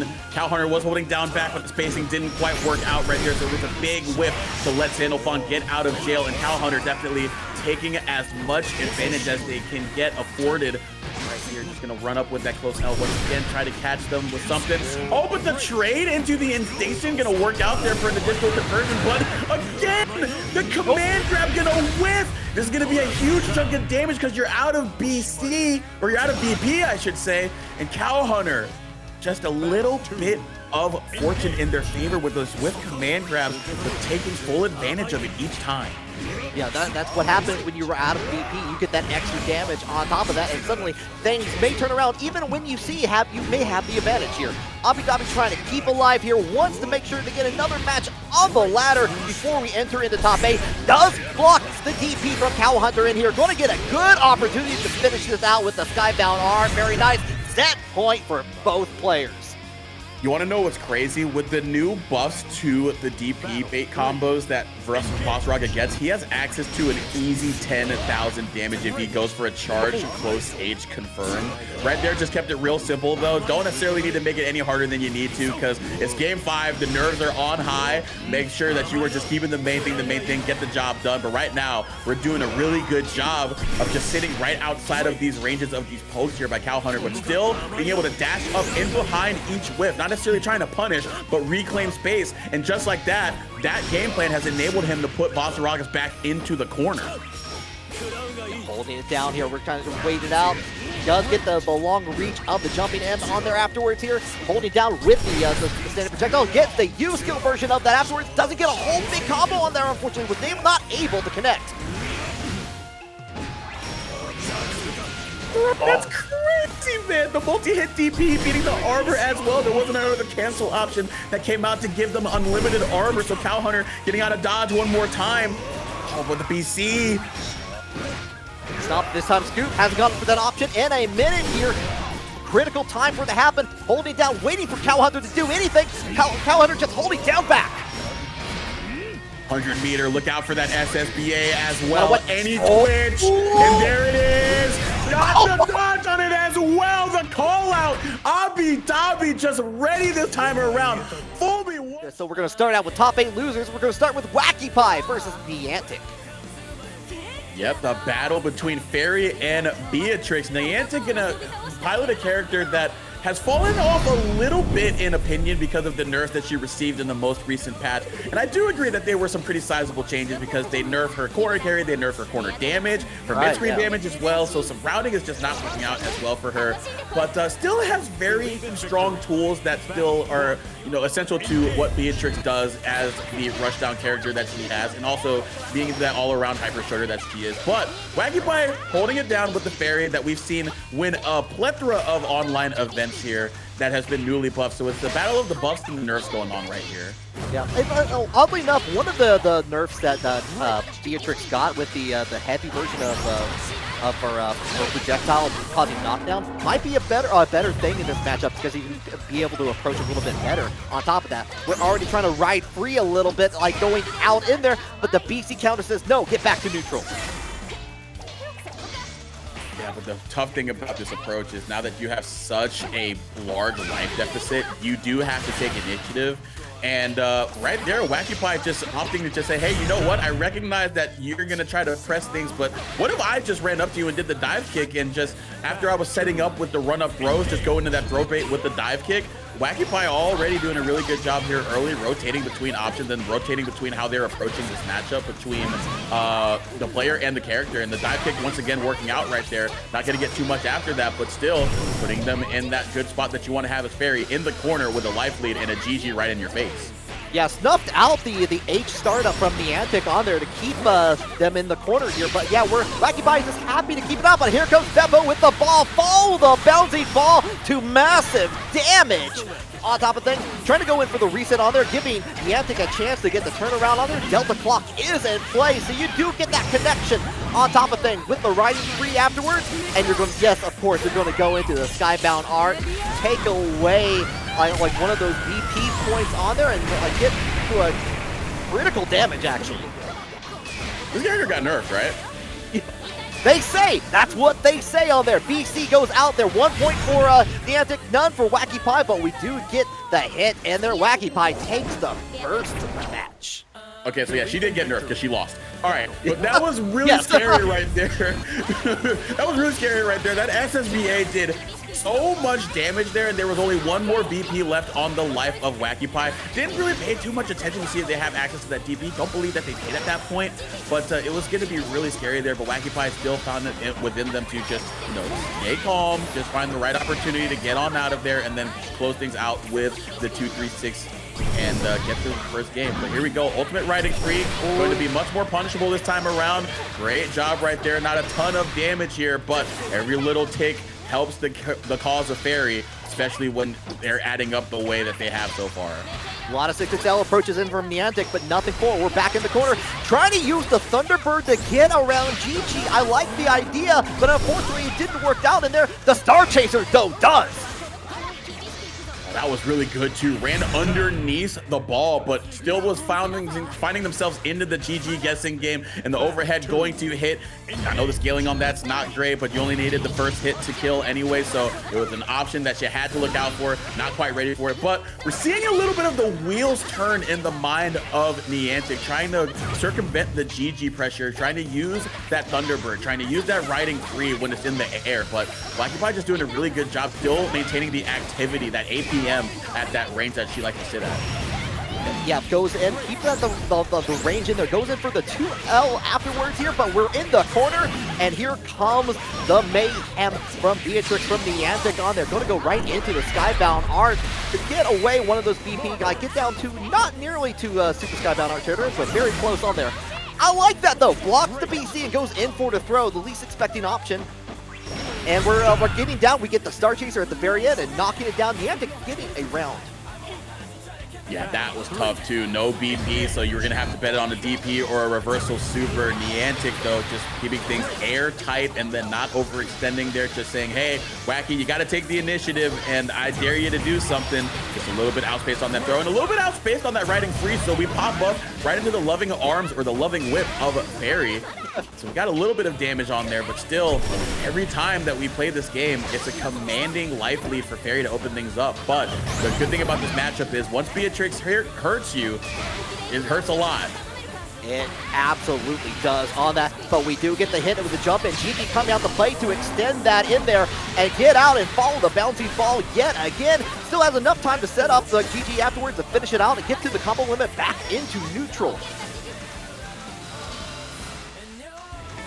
Very patient in terms of how we're going to play into these posts, because if I get hit by one, it cancels into the Gens Pest, I might be dead. And that's exactly what happened there. We were being very mindful of that 2M, but unfortunately, it is hard to walk block and run block at this character because those pokes are just so commanding. And that is a commanding 2-0 lead here for Wacky Pie to open things up here in our top 8 losers round.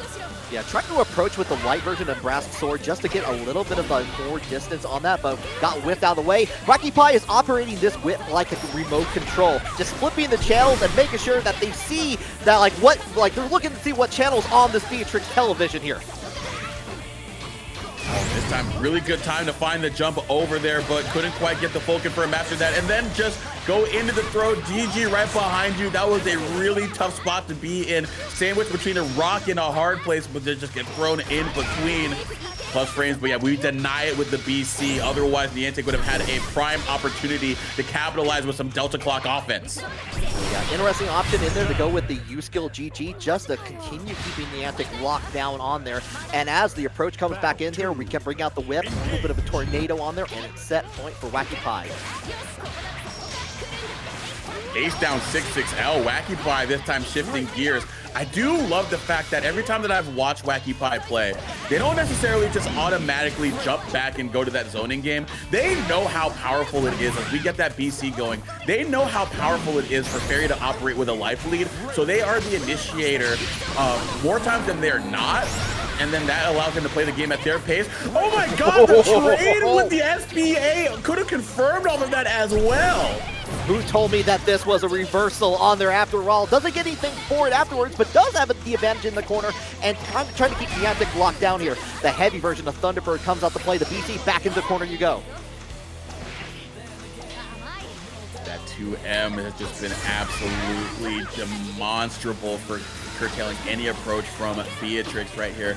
Yeah, that also denies the riding free burst option, so that's why you're seeing a lot of that Thunderbird coming out rather than the faster 2-2X skill from Beatrix. So Wacky Pie being very mindful about any option, any burst option that they want to represent does Beatrix. And now they're just going to be locked down by that SSBA. They're being forced to retreat. Oh, even though they threw out the Storm Chaser, the SBA remains. The activity is criminal. And enjoy the scenery of this beach as we go into our second match here. Top 8 losers, of course. One of these players is going to have to go into the Twitch viewer bracket for the rest of this run. But in the meantime, though, they're gonna have to fight it out. There we go, letting the intros rock. And yeah, like you said, I do really love this stage. It is such a very cool stage. And I'm glad that we get to play on it because I know for KOF brackets, they always do the training stage. And like, I understand why, but I'm just like, dude, the padded room, we cannot be out here. So that's why we're out on the beach. It's summertime, y'all. So we just got to get some good old air into our lungs, some fresh air. But let's see who's going to be breathing a sigh of relief after this set and who's going to be breathing one of exasperation. But right now, you're going to be eating a face full of sand with the round started 6-6M that's automatically led into all of this. This is Yuel gaming here, folks. Oh man, we are gaming. We are going backside. We're trying to make you guess sides here. We got ourselves a raging strike on top of things, and perfect to begin things for Fredruary. Oh, chat was popping off for Rainbowrocks, but before the last Let's Go Rainbow could happen, it just seemed like Fred just automatically stamped out that round one on CAG. It was just that first knockdown got hit with the counter hit on the 6-6M, and that's all she wrote. We were talking about how CAG is going to have a tough time getting started, but they didn't even get the chance this time around. But now having a little bit more room to work with, but as I say that, the clash is going to work out in favor of the Yuel, and now we're back to where we were in that first round. The Flash in the Starry Sky was a good option there for Fred, but we go already back in there. The 6-6L in there to hold down the trap and just try to see where we get pushed back on here, but the follow-up's coming in, forcing the BC from Rainbowrocks. What I love too is that third dance going into the low. Not only does that enforce the plus frames, but they're also using it out of spacing to where it will get rid of the trap. So they don't have to worry about that as they continue pressure after the fact.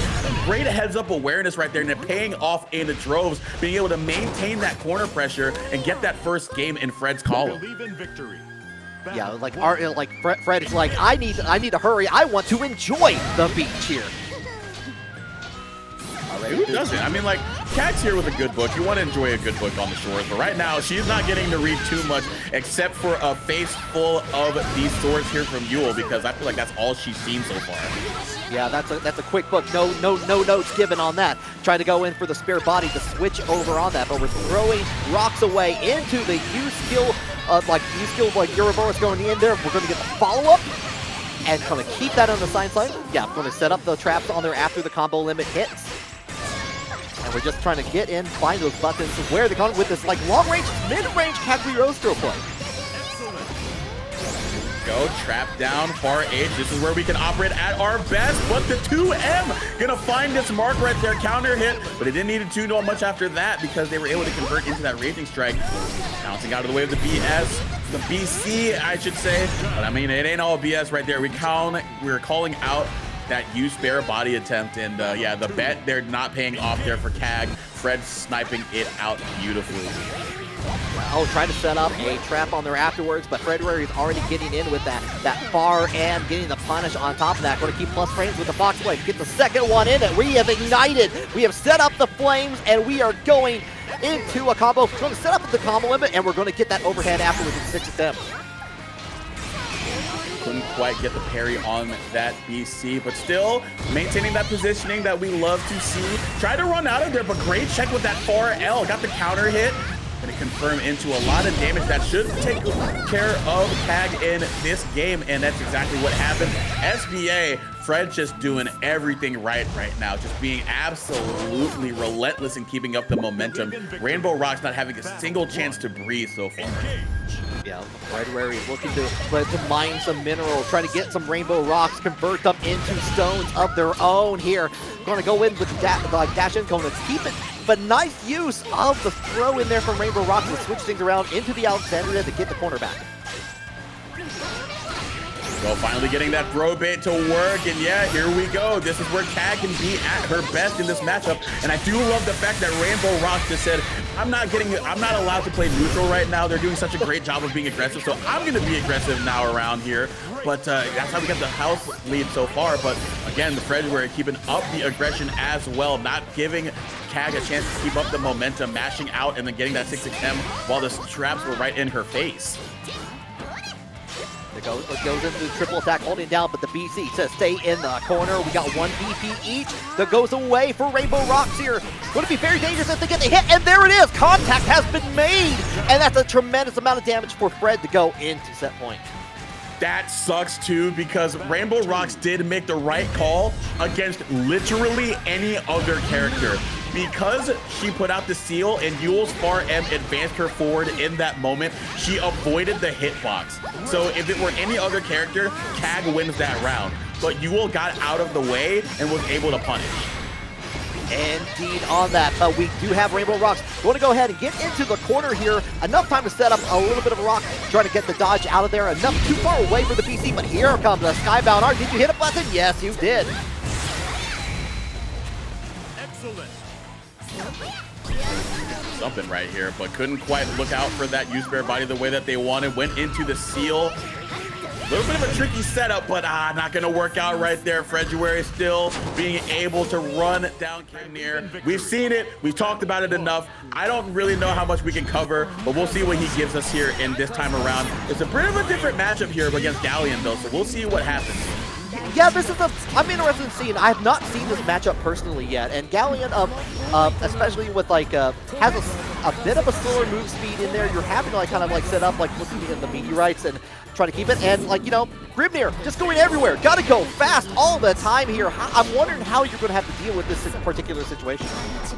Yeah, I also, leading to your point about Galleon having to buy time to get herself set up with those seals to get the meteorite going. Oh, she tried to go for the DP through the 5U, but it just, the vertical range is not helping out with the horizontal that she needed right there. But, oh my god, we BC'd, we were out of the way, and we were able to get the ultimate command grab. I can't even make my point right here. Nothing automatically just turning the match on its head, but as I say that, 1 BP left, guess for game. Oh, actually got stuffed out of the use, so that's unfortunate on there. Going to get the conversion into Skybound Art, going to make sure that they turn, like nothing was surely dominating for most of that, and Zane was able to turn that round at the very end. Very nice. Oh man, yeah, that is tough too. Nothing really had it going for them, but couldn't quite get it going right there. I don't know if that's all I was gonna say. That's a punish. That's crazy. But I was gonna say, well, nice actually. Dude, nothing is just not letting me speak right now, and he's not letting you block either. The primordial grasp gonna be set out right there. Not gonna have the extension because we didn't have the level 3 meteor on top of it. But again, getting out the BC. This is awesome. This is really cool stuff here from Galleon. Clap your hands. Go to the pocket. Do it again. Oh. Nah, that one's gonna hit actually. Like at that point, trying to go in for the raging strike, but no can do here. Going to give Zane an opportunity to turn things around. Does get the counter hit on that to begin things anew here. Raz, like trying to build up back to U skill, but you know what? A little bit slap from nothing from Galleon on there. Just like no, sit down. Not the cinematic one, but swift slap to the jaw is gonna sit a lot of people down because I'm a Hispanic. I'm a Hispanic, so I understand what a good slap will do to you in terms of your behavior. Yeah, that definitely silences you for a moment on there. And I did see Char real smooth coming in with a party of 7. Thank you so very much. You're just in time to continue into top 8. We're in the winner's side right now. We are into this corner after the empty jump low, hit his mark, didn't get the confirm, but just reset into the forward throw. Nice jump out, gonna land and get the confirm with the Raging Chain. 236H to send them down, but we're gonna chase after them. BC this time gonna work out with the right spacing. This is crazy stuff right here. You're seeing that Zane wants to be active in terms of throwing those fireballs out against a character in Galleon that needs to buy time in order for her to become absolutely threatening. Oh, couldn't get the extension because we weren't close enough to the seal. No, fortunate on there, but like getting that primordial grasp was critical on that. Just as critical as Zane getting in that final hit in there, like responding to the whiff from nothing, and it's going to take that after a visceral back and forth between these two competitors.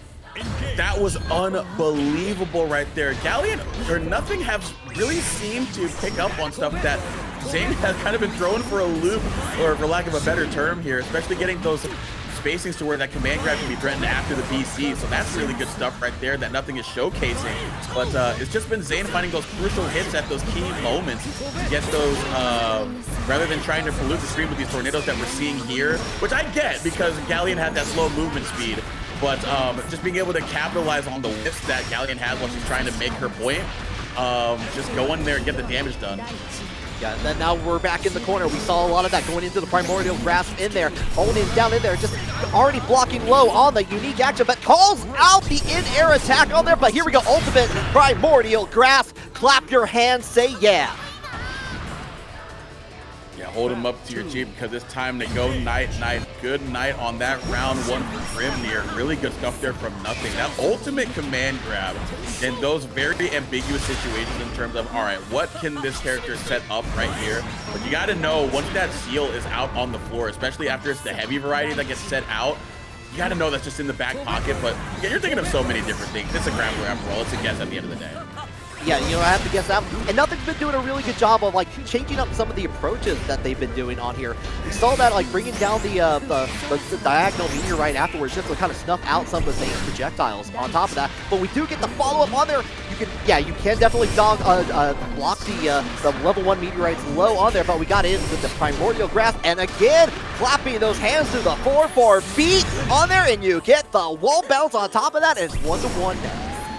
You're seeing a little bit of unfamiliarity with how Zane is supposed to defend against Galleon because they have opted for the BC each time that they've gone up against Nothing in that corner, but Nothing doing an amazing job by spacing their pressure with that bar M and that bar H. That puts them right outside of the BC range. Oh, but here we go, the Raging Strike after the drop confirmed a little bit of a spaghetti situation, but Zane still with the presence of mind to dodge after the flash in front of his face. I love that grab animation. It is so silly watching the reactions when they get thrown. But we go in BC, back in the corner you go. The empty jump low into the Skybound art. That's perfect for Zane. Yeah, Paragon's own feeling right at home right now after it was getting a little bit uncomfortable underneath that seat because Nothing has definitely given them a lot to look at with this new character. But now we're feeling like we are sitting pretty as we got the 2H to hit. Trying to deny the seals, but this time Zane being a lot more grounded.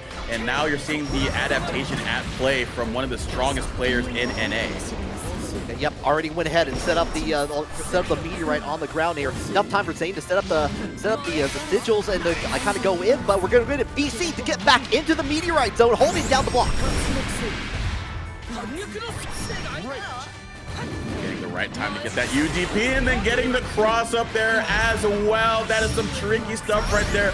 Nothing not quite ready for that. Zane ready to confirm into an SBA kill. So just like that, Zane taking it 2-1. One more game. Do we get the Nothing switch to Ladiva, or are we gonna lock in with the Galleon? Because I honestly think the Galleon's been doing some work, but Zane might have just figured something out here. Seems like it's on another level at this point, but we do click that rematch button. That means we're locked in. We want that Galleon for at least on the winner side here as we go on through, like, trying to change this around. But Zane has been definitely playing on another level there, trying to figure out some of the gameplay that Nothing has been showing off. Yeah, definitely the advantage has been when they put them in that situation where you're denying Grimnir the chance to use that BC and set up that command grab after the fact. And now both times that Zane has won, as I say that, we get the big meaty confirm right there. Good stuff right there, identifying the really wacky situation. Again, getting the the ultimate reversal there from Galleon. We're right on top of the hotspot, and that's why we BC on out of there immediately. They're going in, set up the glyphs. We're trying to go in. I like Nothing being trying to push back on there, but blocks the BC in there. Goes in for a throw on there afterwards here. This time avoiding using the glyphs on there to go ahead and dash over, avoid the Primordial Grasp that Nothing has been leaning on so heavily and going into set point. You know what? That's crazy. I don't think they meant to go for Primordial Grasp right there. The inputs, I believe, got crossed up because she was facing the corner. That's a good point, yeah. Yeah, she wanted DP, and if she's facing the other way, that's the Primordial Grasp. So I think Zane forced that input error in a very ambiguous corner steal situation, so that's some really good stuff. Oh, yeah, that, like, well done on top of that. That's probably what happened on there. But we're holding back here. Zane is holding it down. Gets the cross up onto the other side here. And we're going in. We're going to get that knocked down all the way into the limit. That's going to get us set up here. Here's that damage. Yeah, I don't believe that you build the meter here to kill, but you still have to guess. Did we look at the Twitter? Oh, we tried to just deny it with the DP. And The match ended when you blocked the reversal. You already know. We're going to get it started with the other side of winter semis with Yoru and Dragalia, the 2B versus the Narmaya. And already 6-6Ls coming out to play for Dragalia. But we're trying to reach up with the tip top of that DP, and Yoru Sensei's already just hanging out and like trying to stuff it out. Yeah, here we go. Just peppering them with these 5Ls and then sitting back at that 5H range. Good use of that 6-6M to get on out of there. Missing out on the confirm as well, but we used a couple of flips as well, get some plus frames, and then I'll be enough for ourselves back in the corner. Oh, what a good use of the U flip to go through the bomb. Yeah, so I'm able to get away from that, and but here goes with the DP invincible just to get out of the situation. We caught on the backdash, but Ori, oh, you tried to set up like what looked to be the pods going down on there, a little bit of like a startup on that, going to give full advantage to Dragalia on top of things there, goes into the combo limit, does find a little bit of a hit, but like tries as the dodge is happening there, goes into the flip and takes that round for Dragalia. You know, in football, we have a term for quarterbacks who get a little bit hot in the pocket. It's called squirrel feet. They get a little bit nervous when they are being rushed down. I like that. That's what was happening down the end, was just Narmaya was just keeping up the defense on 2B. And that's exactly what you want in this matchup, as 2B is now putting Narmaya in that same spot. You want to be able to hawk her down and just make sure that she has to defend longer than she wants to. And then you force Yoru to get uncomfortable and start fidgeting and then capitalize on it. But right now, not even getting the chance because Yoru doing what Dragalia was doing in the down part of that first round, just all phasers set to go. Good stuff. Yeah, points it out on the way and just responds in kind as we go into the third round here. Very exciting to things start out here, but we're going to dash in for the 2L to begin things. The little bit of a pause, holding down that delay in there just to get a little bit of damage into the counter hit on top of that for Yoru Sensei here. A little bit of a repeat of what we saw in the last round. Oh man, it's looking like a South Alabama gas station out here. All these squirrel feet for sale on both parties right now because both of them don't want to be on defense against each other, and I understand why. Because right now we're seeing it on the part of Narmaya, the oppressive strike throw offense baiting or prompting the DP out from 2B. Now we're just sitting at that weird mid-range space. Don't see how Dragalia would be too comfortable in that spot, especially with that health deficit. Yoru gonna take advantage of that hesitancy, find the right time to jump, and again, hard to anti-air this character, so we just gracefully land with that JM, and that is how we get the first game. Oh, you killed me with like the Southern Alabama gas station. They're fighting for the boiled peanuts, the last one of the night. That's what they're doing. That's what they're doing here. But yeah, Yoru Sensei taking that with the 2B, like explained that fantastically, Zoma, on top of that. But we're going in, catching on second. 2L is striking the mark here, and we're going for that quick pace to make things in the round here, trying to test it out. Here comes the BC from Dragalia. Good throw tech right there, trying to go for a delayed throw to catch somebody doing something, but both of them just meeting on the mind right here with the throw button, denying the plus frames after that, trying to get the throw bait with the bomb. Dragalia still has to be a little bit more aggressive here because the time is running out on them, but the whiff punish with the U Setsuna, but the UDP on Yoru Sensei at the right time, gonna close things out in that first round of game 2. Yeah, being able to like try to like get on, trying to catch on the same flip. Does get the switch over to Genji here, trying to get the touch, but here comes the Flip City for everybody. Everybody loves flip stuff. Yeah, everybody loved it. That's why we got a thread explaining how to beat it, but it does not work because it is a different game when you got your back up against the wall and you know that Narmaya can throw you and keep up the offense, but the good whiff punish there going to enable Yoru to start their own offense. Just like that, we are already in the corner. But the buff U transient going to get out of dodge right there. The utility being shown, but how about this SSBA coming in just to mash in and catching Narmaya out of the sky? Yeah, getting the mark down on there. Actually got the tail end of the Reagan throw down. And again, we see it once more into the Raging Strike just to finish things off. That's a quick 2-0 so far in this first of 3. Squirrel's feet, man, I'm telling you, they got an intoxicating smell to you that make you a little jumpy, they make you a little nervous, man, because there's a little bit of caffeine laced in them. You don't want to sit still for too long because that's what'll happen to you. So you got to be patient sometimes on defense, especially when you can't afford it otherwise. Yes, indeed here. We're going on. We do hit the combo limit from Yora Sensei, trying to tie it up a little bit closer in the life bar, but we do get the side switch. And you know what? Let's go for it again. It's working out just to make sure we get that corner yet again. Dragalia in that Super Skybound Art territory here. May have one chance after this fires off here, but not going to have much else afterwards. They're going to have to bide their time. And denying the flip opportunity to do anything on block to BC. And of course, you can afford to spend that a little bit here. The air stall, again, just tough. Sometimes you just kind of hold that. I'm coming off of watching Hokutomaru and City of the Wolves at EWC. And when you have a character with an air stall, sometimes you just got to be like, you know what? You can stay up there. I don't need to respond. I don't need to react, because if I react poorly, that's what'll happen. Yeah, sometimes you gotta ignore the problem until they decide to get tired themselves and get down on there, and that leads up into Yora Sensei being on that set point. The startup getting snuffed out from Dragalia here. Yora Sensei still has control of it, but tries to go in for the U skill. Dragalia gets the throw, and right back at it, another throw to get the corner. One more throw even.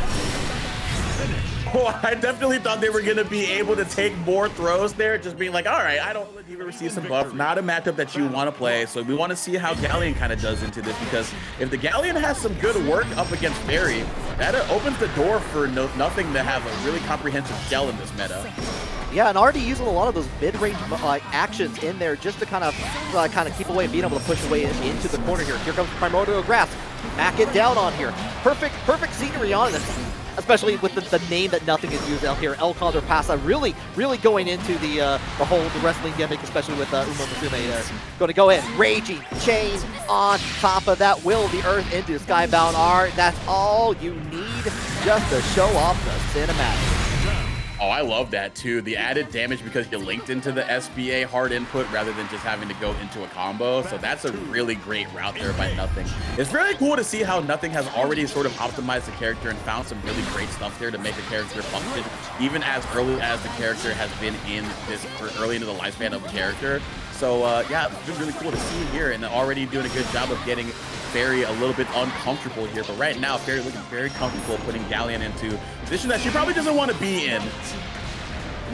Yeah, it looks like Wacky Pie pulled a little bit of an audible there, holding down with some really good anti-airs and just trying to keep away. We saw immediate dodges on the 5E, like the unique action from Nothing, where like you don't get any damage on that knockdown, but you do get to like set up like a meteorite or set up anything afterwards on there.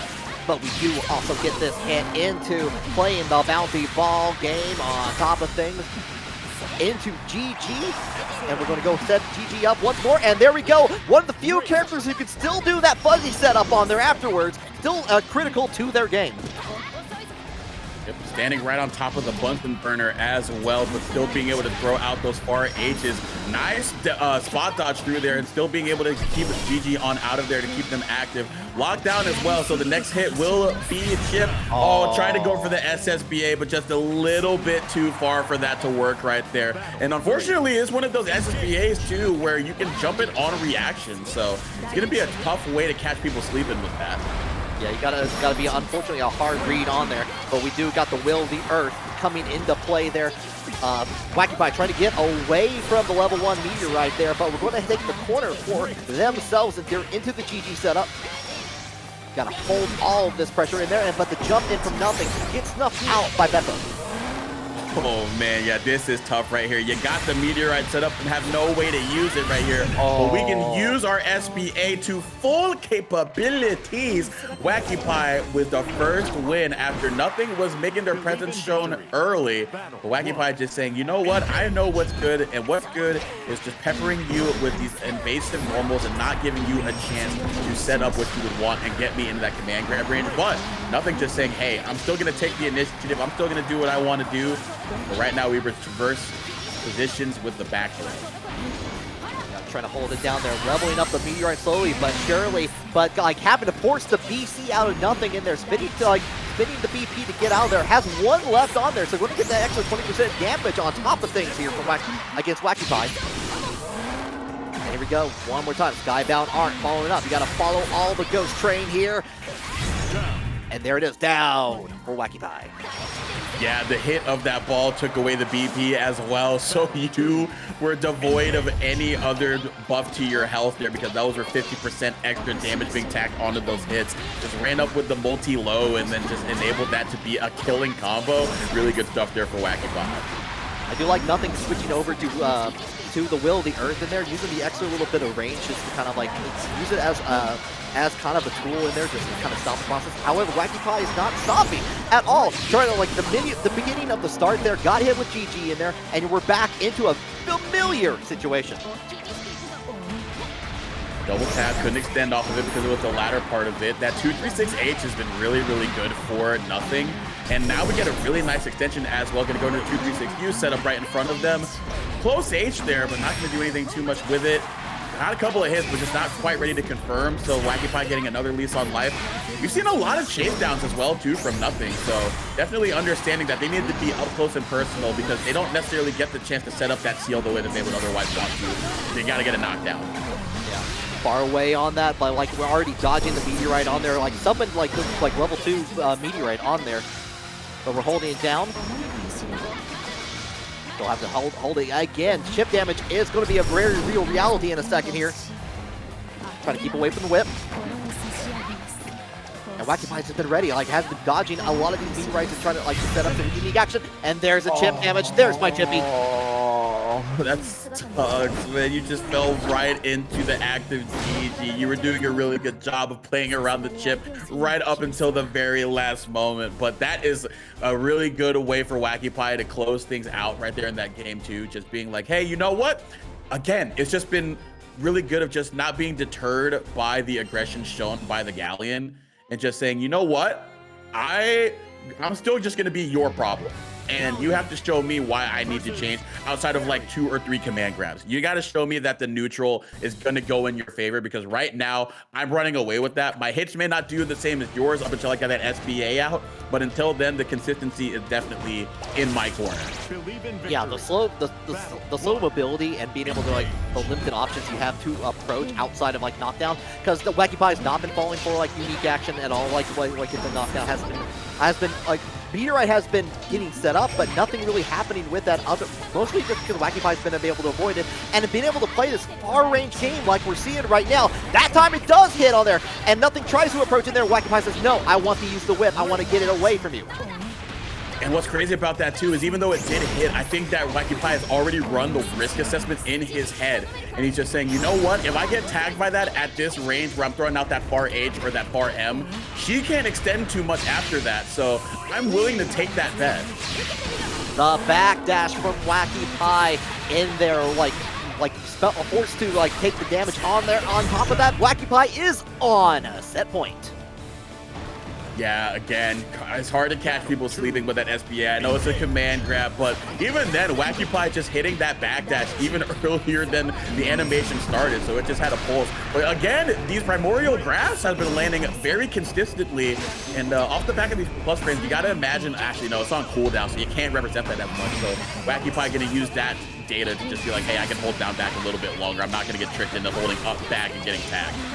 Yeah, unfortunately, couldn't make GG go away with that BC on there. A BC right back to make sure that nothing is in the corner. Now, Triumph does get hit with the 5U on there and manages to actually eke out. I'm not sure if that would have hit on there, but still dodged it regardless on there. But the U skill DP coming out, get back where in the corner, get far away from me. Again, trying to set up the Bunsen burner at the range. I think that Ferry is okay with just getting tagged by a little bit. Even if it's a counter hit, the counter hit potential is not going to, or the conversion on that counter hit is not going to work out for nothing the way that he would otherwise want to. And now you're giving Ferry so much time because they're able to send out GG, send out the SBA. This is now you're back to the corner. You got to hold this. Has any of the meteorites actually hit Wacky Pie? Like, it's either been dodged or blocked, I think, in this case. No, they've hit them. They've hit them, okay, but again, they can't do too much after it. So Wacky Pie's just like, I'll take the straight damage. Just like getting hit by a DP. You're just like, I'm willing to take that. Okay, yeah. Makes perfect sense on that. Get the swing on. The other side does get a nice little hit. Push back away, trying to dash forward, but don't worry, you still have to deal with GG anyway. 7 seconds. Yeah, you got to make it happen. It's just not going to work out with the SBA, unfortunately. That's just not how the function of the super is going to be working out. It is not like Ladiva's, unfortunately for nothing, but fortunately for Wacky Fredruary on the Yuel. But on the other side, Galleon not going to go with the best NA Narm. No. We are getting the Fallen Angel Lucilius. Well, Fredruary has been on fire, so maybe Galleon is like, that magic that we saw with Galleon on winner side didn't go their way. It's like let's try it out. We are on first to 3 for the entirety of this tournament. We have been ever since bracket on here, so might as well throw it out and see how the Lucilius does here. Yeah, but I see 20 viewers as a result of a raid from TMN Neo. Thank y'all so much. I hope the Training Mode Network people are doing pretty well. Hope your bracket was well this Friday night as we get into this top 8 here. Losers quarterfinals between Dragalia and Fredruary. Fredruary now having Dragalia in the corner right here, forcing them to hit on out of there, but Blade level 5 is on the corner. Had that far M hit, I felt my heart sink into my stomach there real quick, because we know what can happen when a far M hits with Lucilius at Blade level 5. Oh yeah, absolutely devastating times here, but Fredruary does get the hit of importance here. Gonna go into that Skybound art. Yep, you're gonna see the cinematic on top of things here. Take away, not enough to kill them, but you do take away that 2 VP on top of things here. One last hit is all you're going to need here, and the trade. Actually, no, looked like Dragalia takes that round with a by bringing out the lane. It is insane right there. The far M we trust, the Blade level 5. Even when we didn't need the combo, we know how strong the button is in a vacuum in its own right. And was able to stop the approach from Yuel, but no stopping the train right now. We are just maintaining the offense. It has done so well for Fredruary up to this point. We saw it up against Rainbowrocks earlier. Oh, but it's just gonna meet the wall that is the 623U. But the 2-8's gonna hit. Let's get the full optimal here, Fred. Yeah, got the waited out with the patience with a perfect anti-air on top of that. But we go in and we're going to bring you up, bring you down. And you know what? Go in for the throw on there afterwards here. Try to hold it down. Definitely take those throws. Oh, the low going to hit. That far L so sneaky. It's a mere 6 frames and it just can catch you standing and walking back so easily. Good stuff there by Fred. Yeah, definitely one of the best buttons that you will have options for on here. We're back to square one for the Galleon here. Like one and one each here. Have to build up that blade level yet again, of course. But we're going ahead, pull it out, get the BC away. I want you back in the corner. Fredruary wants you there. Goes into Fox lane for the there. But we go into the Abyss turnout from Dragalia. Misses on that, so we're going to get that wall bounce into a full combo from Fredruary. I want to detail that interaction if we get a chance, but right now, Fred might have a chance to really run away with this round here. If we can get one more clean mix on them, and that's exactly what we get. Go into the low after the flip back 2-1-4 it cancel into the third eye for the third dance stance. But I did want to point out the fact that Fred is doing a really good job now that we have a chance to breathe, going to character select. When you're playing a character that doesn't necessarily have like a fireball to respond to distance option, especially against like Lucilius 5U, that you have to make an action to stop him from charging up that blade level. You cannot just have one response. It cannot be, I respond to X with Y. Because what happened with Fred was they jumped over the straight thrown sword and they punished him. So the second time around, Dragalia was looking for that, and that enabled Fred to run on the ground with the great run speed and then get that far M. So Fred giving them a couple of different ways to respond to the one option was really what enabled them to take that first game. Oh yeah, no, it's like being like the variety is the spice of life after all, and we do see a different change of character here from Dragalia, going back to the Narmaya pick on here, but Fredruary still playing that game that's going to get him plenty of damage in the corner here with the follow-ups here, so spin a little bit of that meter into the couple limit and trying to get the setup. Fellow Narmaya Nation member Yozu in the chat saying, just go Narm, you'll win. We'll see what that pays off for right here, but the ultimate Setsuna gonna catch Yuel right there, but the far M gonna catch a Narm trying to take to the sky, so we're gonna go in to the Raging Strike confirmed, and now putting Narmaya in a really tough spot here, devoid of life, and you know, just kind of in a really tough spot, having to bet on something, otherwise Fred's just gonna run away with it. Yeah, 6M into the Fox flame in there, trying to get away with the BC, but that final hit of like going into third dance there, going to get the mark. Fredruary taking another round. Oh, far H, good counter poke on the attempt to control neutral from Dragalia and Narmaya, and that can be really, really tough for Narmaya. That far M and that far H can be kind of tough to play around, so that 2M is something that you kind of see keep thrown out a lot by Narmaya in this matchup, I believe. We get the DP to get on out of their great counter hit. But here we go. Reverse Fortune's gonna be able to switch sides as well. Run up into the throw. We're giving ourselves a little bit more breathing room here. Opportunity City here, like on that, but like Fredruary going into like spinning down with the dive ball on that, but like trying to like wait out their option. Like Dragalia didn't have anything to do with it, but we do get just a simple triple attack on there, and Fredruary is taking up 2-0 now in this set. Battle 1. Yeah, just not paying any respects to Narmaya's offense. Whenever he has a chance to get started, Fred just says nuts to that. I'm trying to play the game. Put the shift on there, does find the mark. Up, yeah, gonna switch over to free flutter, but back into Donfly in here, goes in, gets a little bit of a hit after the combo limit there, but still maintaining the pressure, but the DP says, get out of here. Oh, similar to what we saw against Yoru, got baited by the jump, and that's the throw that's gonna whiff right there. And we're just gonna go into the tricky setup. We're gonna hold the block button as well, block the low, good stuff there. Heads up defense by Dragalia, but again, you are still in the vortex here. He's got a well-timed VC to get on out of there, but oh my God, oh, wow. The heads up air throw does catch the flip, man. I don't know. Fred might just be ready for this Narm. He might just be ready. Fredruary may have just read the horoscopes, may have written the horoscopes, and just like predicting the future at this point here, because has just been on fire this entire, every time we've seen him on here so far. But the question is, can Dragalia stop this madness? Does get a nice hit, the counter hit on the low for a little bit of damage. Nice grab on there on the before he needs the follow-up, and here we go with a punish. Dragalia getting things started with the Raging Strike. Has the meter to work with, we're going to spend it.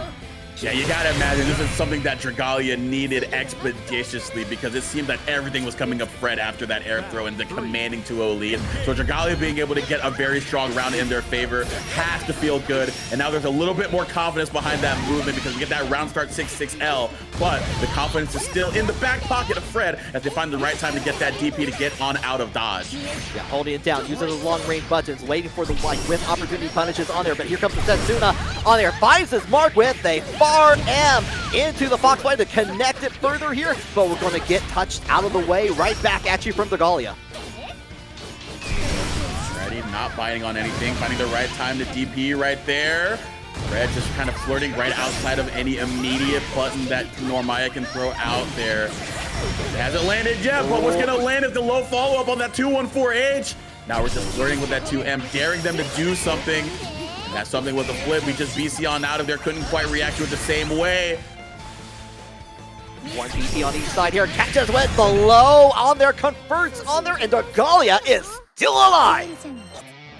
Believe in victory. The clutch ultimate Setsuna confirm off of that 2M. Dragalia lives to fight another game, but Fredruary now going to be able to maintain what they were doing with that spacing, just sitting right outside of what Dragalia is going to immediately threaten with in terms of a normal. Going to be able to use the far M, and now, yep, that's exactly what you want. When you go into that stance, it denies Yuel the opportunity to do that 50-50, and now we can just use the parry to get on out of there rather than having to bet on a DP versus a safe jump. So that's some really good added defensive capabilities there for Dragalia in the moment. Yeah, great point, Zoma. Been able to go like happy to go cycle through those options in there, especially in the corner against multiple opponents here. And Dragalia catching on that. On top of that, we're going to get the restand on things here. We're going to finish out with like another Setsuna with the restand one more time. Can we finish it off? No, we can't. The combo limit comes into effect just a little too late.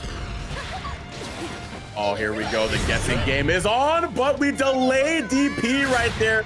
We were trying to spot dodge, trying to see if we could get them with going into a plus frame and to a throw to bait out a DP, but nothing doing there. Dragalia delaying the timing of that defensive option and then doing it immediately right there. So Fred getting a couple of different looks here from the Black Butterfly. Yeah, holding down there, throwing out the Setsunas in there. Anytime that Fredruary wanting to approach in there, finally finds a mark there with the plus frame Fox Flame. We're going to catch out there, try to bait out something, but the UVDP says, I want all of that damage on top of that here. Holding down the late tech from Dragalia, holding down with the flips. Stopping the block this time around. Nice throw punish right there. Sat at a range where they couldn't quite make it as safe as Fred would otherwise want it. Looking for that far M once again, but still going to be able to pick up on the Raging Strike, sitting right outside of where Dragalia wants to operate. Is this going to be enough? It is. That point yet again for Fredruary. Dragalia trying to keep alive a little bit further. Can we, has been finding some answers here, especially with these long-range dancers like Setsuna going into the transient on there afterwards here. So we're going to catch it down, catch him once again on the low against Fredruary here. Getting out of dodge right there, but the attack has already been done to the health bar, but you're getting one piece out of the chamber, but tried to hog him down with the far M. We were just waiting for it, and that is some really great adaptation from Dragalia. Just said no more normals, gonna sit and wait for you to whiff that far M, but unfortunately couldn't quite make the most of it. Fred gonna be able to fight back right here, ushering Armaya into the corner of her own. Oh, cancels out, goes into the overhead option from Third Dance on there afterwards here. BC gets out, doesn't want to play with your plus frames. I want this match here. We're 2-2. That is insane. 2 straight throw baits off of the heavy transient. Fred not quite ready for it each time, so here we go. Let's see if we can get it here. The Narm, we saw a Narm Nation in the chat just saying Dragalia, trust in the Black Butterfly, and their trust might be paying off right now because Dragalia has all the momentum with the character. But the big counter hit from Fredruary is going to restart the game up. Half that life bar gone on Dragalia's side here, and blocks the DP on top of things. Devastating amount of damage here. If they can try to kill, I don't think they can, but they're going to hit the combo limit and have another chance on there afterwards. Actually, wait, hold on, they have timeout hard. I'm a liar. I'm a liar. My God. My goodness. Wow. I mentioned the optimal combos that Fred has access to that starter on that 6-6H. I didn't think, okay, I knew that that route was in play. I did not think it was going to be able to get that final bit of meter to get that SPA, but Fred, my goodness, man. But Dragalia now being able to reverse fortunes here, finding the right time to flip on out of the corner, get some offense going of their own, trying to just calm things down because after a round like that, you just need to see one go in. Oh yeah, going in, indeed, hits the DP on there afterwards, gets that confirmed. Easy to do on the Skybound Art after those 2 hits on there. Last third of the life bar for Dragalia. Oh, no. Nothing for it. Oh no. Medium Setsuna was just back in here on the winner side, and Yora Sensei has been on a tear with the 2B from what we've seen, but we also saw that with Zane being able to, after that first match against Nothing, was able to really change up the strategy and prevent their opponent from doing really anything. So I'm curious to see how they're gonna apply this against 2B, a character that they're more familiar against by. Yeah, definitely going to be interesting to see how they operate. I think that Zane has had a fair bit of time up against this character too, because they do, while they are mainly known for their offline performances, they've gone through a fair bit of net play, and you see a lot more 2Bs in the net play brackets rather than on the offline circuits, but Yoru's still very good at piloting the character. It's enough to get the experience, but it's another thing to be able to wield that effectively in that real time. And again, you're going up against a character in a 2B that has very oppressive offense, and when you got to bet it all on a 50% DP like that, it'd be easy to snuff it out, and you're going to make them pay for it. Yeah, you are indeed on here. Yora Sensei being having a very strong stuff. And I want to give a quick shout out to Tresoven for giving $20 to the Matcherino at this moment. Thank you so very much. I'm sure the players are as happy about that as well. Very much appreciated, and Yoru definitely going to appreciate that first win. Just get a little bit of gas in the tank to get things started here.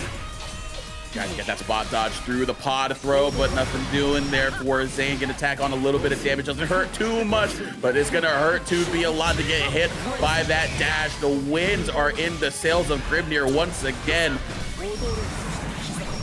Throws it out there already, yeah, using the double jump, has the skill to make it work here, but they puts themselves into the corner, but not for very long. Does get the hit on there into the confirm from the U skill. We're going to go into it again because we've got that meter for it here and set up the glyphs afterwards, but the BC says no, we need to get out of that situation, Yora Sensei says. Using a lot of our skill meter right here. I think Yoru's just trying to shut things down before they can get out of hand. But yeah, a couple of wires and then the old skill kind of Zane just kind of sees that and just goes, all right, I think I see what the game plan is going to be. Let me just, you know, just sit down for a little bit and just say, you know what, I'll weather the storm here. If I get thrown, it is what it is. But at the same time, this is a 2B devoid of resources. I'm willing to take this trade. Yeah, indeed on that. Like a lot of use of the 5L in there, just like a little bit of extra distance that it has on top of things here. Going to go in, get to the reset here, but we're going to dive in. Combo begins yet anew here, and just as quickly as Yoru Sensei was going through that first round, Zane has gone through these 2 rounds altogether. That was a nasty throw bait. Just ran right up to her, jumped back, and just said, actually, I left something at the door here. I got to pick up the other shoe. But that is insane right there. You think you've seen all the throw baits from Grimnir, but I don't know. It's like essentially it's the same thing, but just the way that it was set up and then the angle that Zane is jumping back, you're thinking, okay, he's gonna pay some respects to, you know, any defensive attempts from there. It's just like, nope, I'm actually just trying to kill you. Yeah, but like, hold on, just stay still while I try to kill you there. Thank you very much. Throws out the wave in there, trying to approach a little bit more, but already jumping away, gets Scott away from the wind projectile U-skill version from Zane. Ooh, finding the right time to get that ultimate DP right there, because it was looking pretty scary. That BC was not effective, so Yoru was able to keep up offense. Now both of them just flirting around with their respective ways to threaten up at that point, but then Yoru just running them down. I feel like there's just been a little bit of like a little bit of just, you know what, I'm tired of playing neutral, I'm going in mentality, that Zane is just like, all right, you're just kind of playing into my hand because I'm willing to play this 99-second game more than you are. Oh yeah, no, Zane loves it. Zane absolutely loves it on there. Like we saw, like with throwing in like the wave on there, Zane was already on the ground, was able to go ahead and punish that, and we do see another hit in there, takes another round in their name with that conversion on there afterwards. You know, the worst part of that too is I don't think that Zane, like I think Zane saw that Yoru was running out on skill, so they knew if they were running up, they were going to have to commit to doing a strike option. So they were just like, yeah, this is where I'll throw out that close range. Yeah, exactly on there. Seeing a little bit more of the 2L coming in there from Yoru. Does get a couple hits in there. We're dodging some of the projectiles on here, but we're already getting pushed back all the way. We're seeing being able to try to get set up on it, try to get those plus frames on there afterwards against Zane, which seemed to help a little bit more than it did in the last round for sure. But the BC throwing away back at once, but we get that big counter hit. That's what we're fishing for, and we want it very badly. Yeah, point him out right there. And now getting the throw bait as well. So Pod coming in, the ever faithful robotic companion. I don't know if any of you have seen ending E of Nier Automata. I'm not going to spoil anything, but let's just say does a fair bit of carrying right there for our protagonist right here. It has lived true to form right there in round 2 for game 2 in Yoru Sensei, with taking it over Zane. Yeah, as long as it's not what's ending K or whatever that ending was. But regardless on that. Oh yeah, Loane gives her a fish. She said, you're going to love this mackerel, man. Oh, no. Goes in to get the throw in there. Back in the corner we go. RL into the conversion. Go ahead and spin all of that bar. While you have the upper hand here, he's going to dash in. The immediate dodge in there from the wave there. Going to give Zane an opportunity to turn things around in here, and we're going right back into it. Sets up a little bit of glyphs. Oh, man, the BC bait as well, just delaying the timing on the dash, not immediately pressing on that offense, just saying, Yoru, you gotta do something quick because you don't have much to do it with. And yeah, just being able to snuff out the urgency once again. And that leads into what we were talking about in just the run-up phase in neutral, but it also came down the stretch as well. It seems that Zane is doing a really good job of forcing Yoru to play faster than I think that they would otherwise want to. And I think that plays very much into Zane's hands right now. Yeah, Zane is loving every second of this for sure on here. Like kind of just making the uneven on top of that here. Going to go ahead and use the U-skill. We're going to see the tip top of the trees for sure into the BC, but we got a big counter hit for Yoru Sensei just to get out of the way and back into neutral. Ooh, yeah, but hogging them down. Who said it doesn't pay to be aggressive, man? Just these 5 H's just landing them counter hits right here. Just a big chunk of damage here with going into the SSBA. Snap the fingers. And here, put Zane in a really tough spot here, but really good response with the ultimate tornado. Putting down, catches up the air-to-air, giving Yora Sensei a chance to like get that round back out of here, trying to keep alive in the winner's final side. One character can populate the airspace with a jumping normal up against those sigils. It is 2B, and that was a really good job of Yora Sensei doing exactly that to close the round.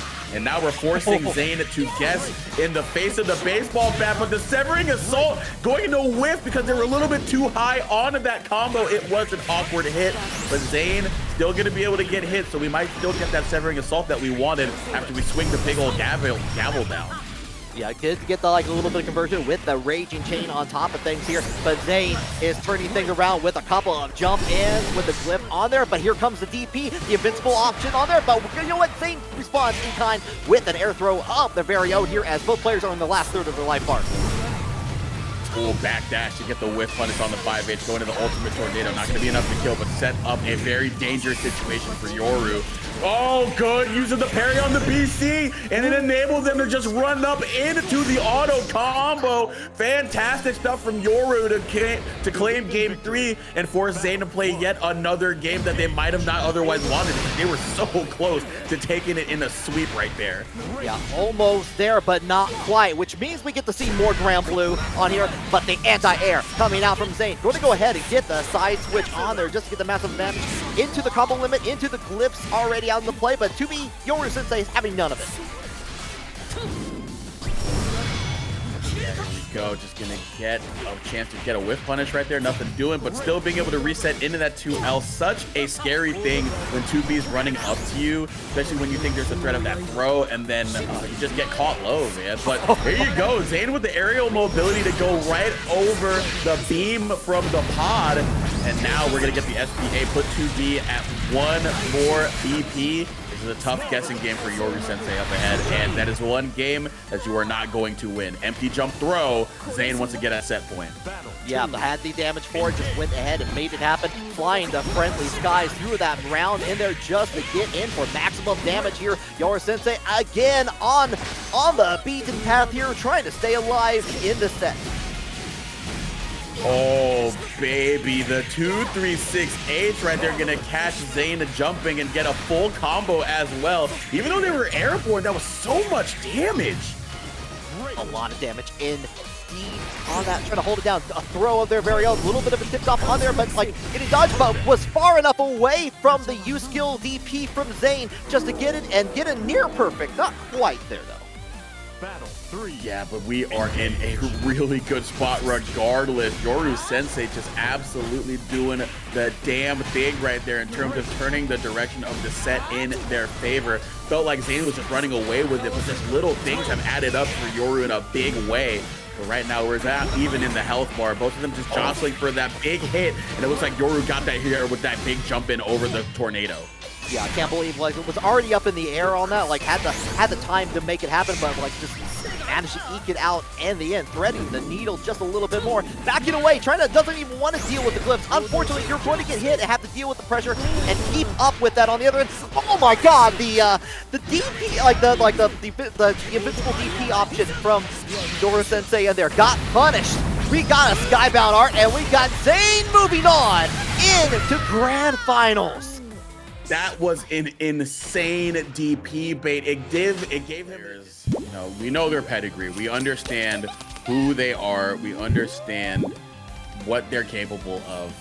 It's just a matter of seeing if the momentum of Fredruary, who has just been absolutely on a tear, is going to be better than that of Wacky Pie, who's also come through that loser side and has just really shown us how strong the Ferry is in the right hands. But we'll see what happens here. The Ferry versus the Yuel, the Zoner versus the Rushdown character. Gotta imagine this is something that Fred doesn't like to encounter too much, but hey, the high mobility, the burst options could pay off here. But right now, Wacky Pie doing a really good job of establishing that wall, but they run right into that close normal of Fred. Was not ready to confirm on the counter hit, however. So that's some damage that's left on the table. I think as well, but this time we're gonna get the jab into the confirm to push Ferry into the wall. Out of there, the heavy hula hoop. In the corner. Of course, the U-Star Sky. Counter hit BC gonna come out here. Yeah, now we built the bar for the SBA. Gonna put Yuel into a strong guessing game with the throw, but it doesn't matter. The ball is still hanging over your head, man. Oh, man, you ever be wrong but right? That is some crazy stuff right there. Keeping them nailed down here, 6-6M, but not too much after that. Didn't get the hard knockdown for a counter hit, so that's still giving Wacky Pie room to breathe. Ultimate DP to snipe them out of the skies. And then just right down low there, the whip. Man, Wacky Pie just doing a really good job. Fred's gonna have to find a response to all of these normals real quick, but that is a tough ask for anybody. Yes, sirree on that here. We're going again. We're trying it out here. We're trying to test it out. Does catch on the low in there and tries to go for tick throw. No can do. Wacky Pie finds the opportunity in there to go in with the H skill, bring it back, and start the combo and get the side on their own with GG's help.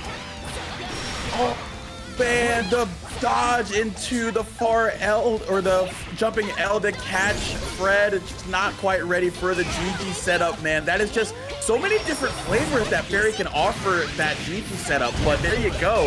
Fred doing a really good job responding as well, going to be able to get a heavy skill to sort of even things out here. We're in SSBA territory, so we need to make this next hit really count, but we're just gonna spend that SBA on the other end. Oh, can we get this combo though? No.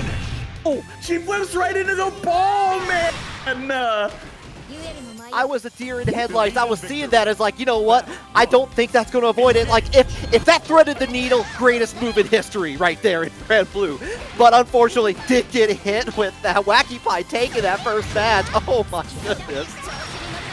Oh, dude, yes, Blute in chat saying, why does no one hold the orb? Well, Fred has tried twice and they got hit both times, so they thought that they had the hit, but it still remains on hit. That is tough for Fred, but they're gonna have to compose themselves right here. I can afford to be a little bit perturbed by that because I'm just a commentator, but if I'm sitting in that chair right now, I gotta figure out a way to just keep my head on straight, because right now, yeah, Wacky Pie's just taking full advantage of that.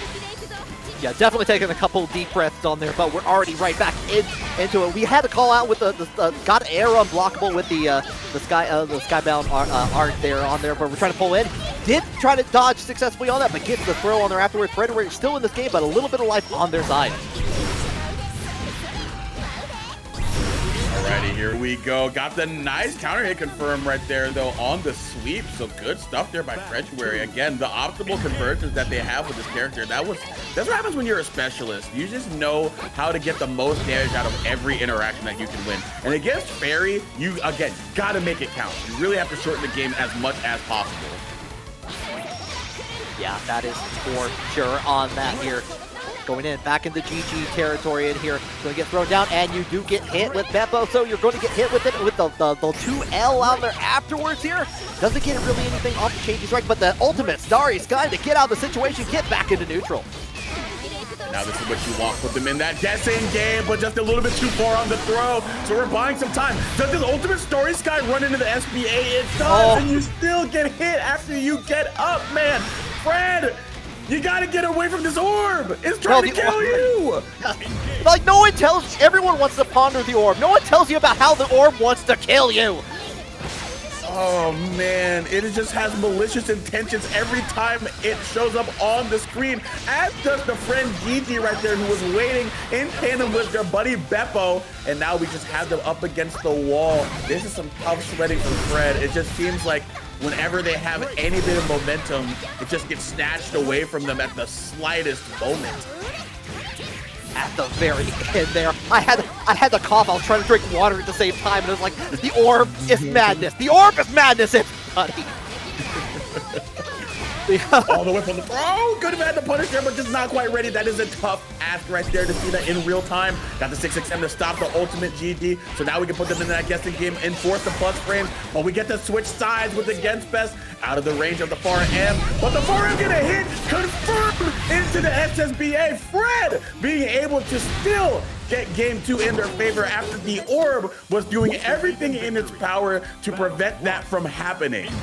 I like that it's devolved from like the character Ferry to like the character Orb at this point in the conversation. But Fredruary, yeah, like if I know no one got me. RM got me for sure on that. And Fredruary is having to like go through the trenches just to make it happen. Just as we're seeing right now, backing away from the 2U rather from Wacky Pie, holding down Ultimate Star. This guy DC says, "Get out of here."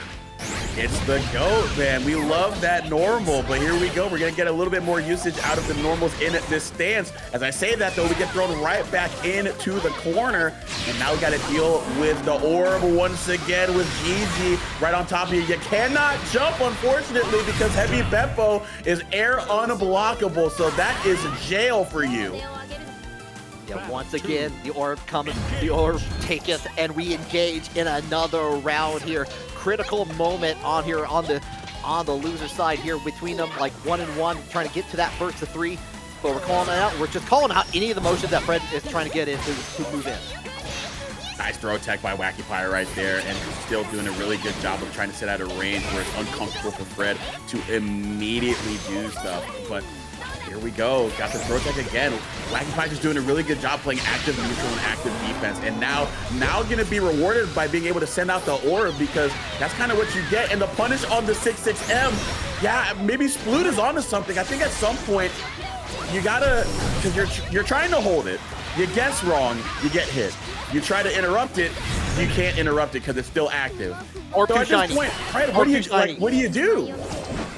You know, like, yeah, you have like a lot of options, and being able to like hold it down there. Wacky Pie has been incredibly patient a lot of times, but like the orb has been doing the work in here, like trying to find ways around it. Fredruary on that last chance here.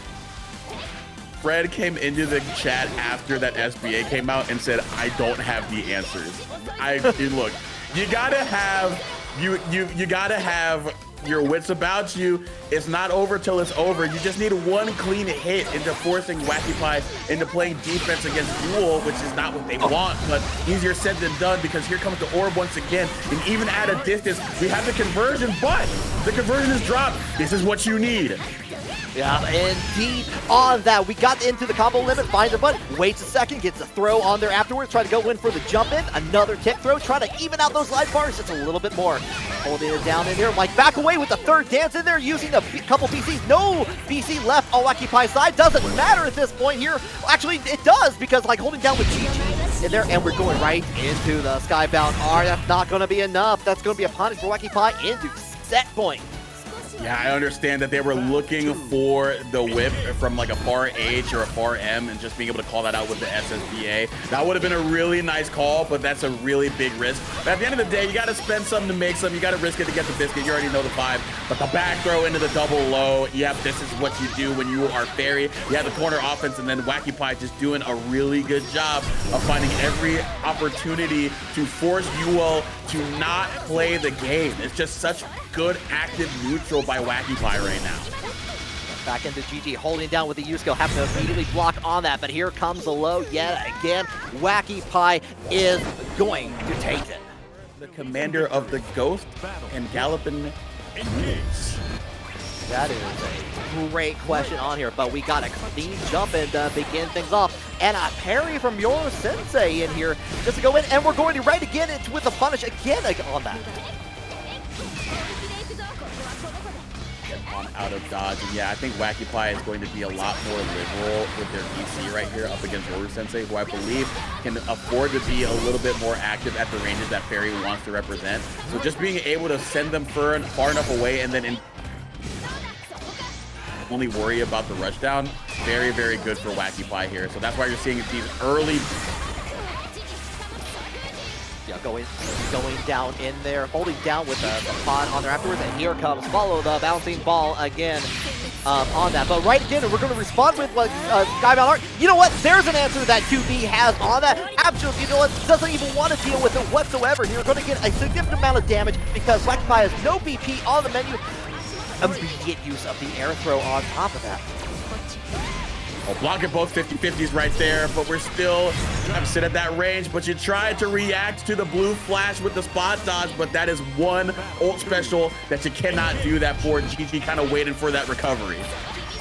Holding down, triple attack going into the 8 skill on there afterwards, and you're holding down the corner with GG. You're gonna go to the petting zoo for a little bit longer. holding it down. Up confirmed, GG was still out, even though she was so high up in the air, and the Beppo summon was so late. Uses jump like Wacky by sensing it, got to with the U-skill DP in there, holding down with against GG, and here comes the parry. They've been working pretty well, trying to go in for a raging strike, and Yoru Sensei had the far H hitting and remarked on that at the point. Again, another parry. These have been working out pretty well for Yoru. Yeah, you need to use every tool in the book to get the momentum up against Ferry. Otherwise, you're letting her run away with things. But there you go, just walking back, getting the low hitter into the Gens Pest. That is game one going to Wacky. But Yoru has been in this situation before, and I think there were some things that were working for them in terms of being able to steal that momentum back. Just gonna see if we can capitalize on them right there, because right now we're falling right in behind these normals. We're either jumping or dashing behind them, and we're claiming space even if it's slow or even if it's quick. When you get that quick run speed after the acceleration kicks into high gear, Yoru Sensei still being able to present herself at a range that Ferry can be uncomfortable at. Yeah, just hold, like being able to hold it down there, but swing, bada, swing! We're going in, get the big hit on top of things on here. Going to give a chance to continue down on that, like use another, like the batter up here, holding down with the waves. Using a lot of that skill. Still has half the bar available on top of that, but you're still having to hold it down until the BC comes out and Wacky Pie can finally play the game. Yeah, but what's important as we get that round one victory, what's important is that you deny Wacky Pie the chance to be the setter of the pace. Once you get that commanding health lead, it's hard for Ferry just to sit back and just kind of let you come to her. You get that early lead on her, and Wacky Pie has to play a different game. Yes, the game has been, like has to be said, has been dictated at that point here. Yoru Sensei trying to get out of the corner here, holding down, trying to use the long range of wave in there, trying to hit and approach Wacky Pie, but this time not hitting the mark here, giving Wacky Pie a chance to approach on their own as well here into the GG territory. All right, we can lock down the orb, and GG helping out as well. This is going to be a lot of damage, not going to be quite lethal, but you still got to be held down here. Ferry doesn't necessarily have a bunch of tools outside of Gens Pest to keep you locked down, but GG coming in right at the nick of time. The cooldown helping out, but now that health lead, man. Yoru's got to have to make something happen here, but this is a good start to it, Risky. Yes, it is, Zoma. Long blade of the law coming into play here. Wacky Pie has nothing to work with on the VP side, so this is a critical amount of damage on top of things now. So trying to change it around, holding it down, like keep it plus, keep it far away. Trying to match up the length like as far as 2B can. I love the air stall to try to get out of the way of GG, but unfortunately not out of the range of the far H. Wacky Pie once again sniping 2B out of the skies with the grounded normal. But now we're both trying to see who can impose their will to get things started here first. Got the clean jump in, but didn't trust in the punish hit. That's a lot of cookies left on the plate there for Santa. Yeah, and Santa's not going to have any of it if GG and Beppo get to it first on here. But goes there, gets the thrown out. A nice jump in, but gets called out by Beppo, the DP on there, holding it down. GG wants pets. The BC says no at that point, but here comes the orb. No, it doesn't! Oh, it went through! The SBA just had just enough info, and she crouches in the animation so she doesn't get hit by the orb. Oh, that was beautiful. Crazy hitbox shifting. 2B doing all the right things right there animation-wise to avoid what is an otherwise strenuous situation to be put in. Yoru Sensei, great SBA cancel. Yeah, like perfect trajectory, perfect waiting on that point at that time. That's one of those things that you go back and clip and you watch just to deal with the situation in the future. That was insane. Yeah, in chat, I see that was cinema. That was a movie and a half right there. And now the matinee is in short order because you got to sit in the corner right here, wait your turn, wait for the cinematic corner pressure to get on out of there. But here we go, throw them on out of there. And now we just meet the long arm of the law and the whip and normal for Ferry. And right, as I say that, what comes out? The orb, baby. Yeah, orb coming out to play. A little bit of Marvel madness on here. Going to, again, the wall bounce into a GG setup with the 8-skill version of that. Holding it back here, having to make Yoru Sensei approach Wacky Pie. Great. They get the back row and holding it down back on here, but we're going ahead and trying to already clean jump over there, forcing Yoru since they use the BC just to get out of a tricky situation. Out of range of the BC. Oh, but not out of range to get the counter hit on the 5H.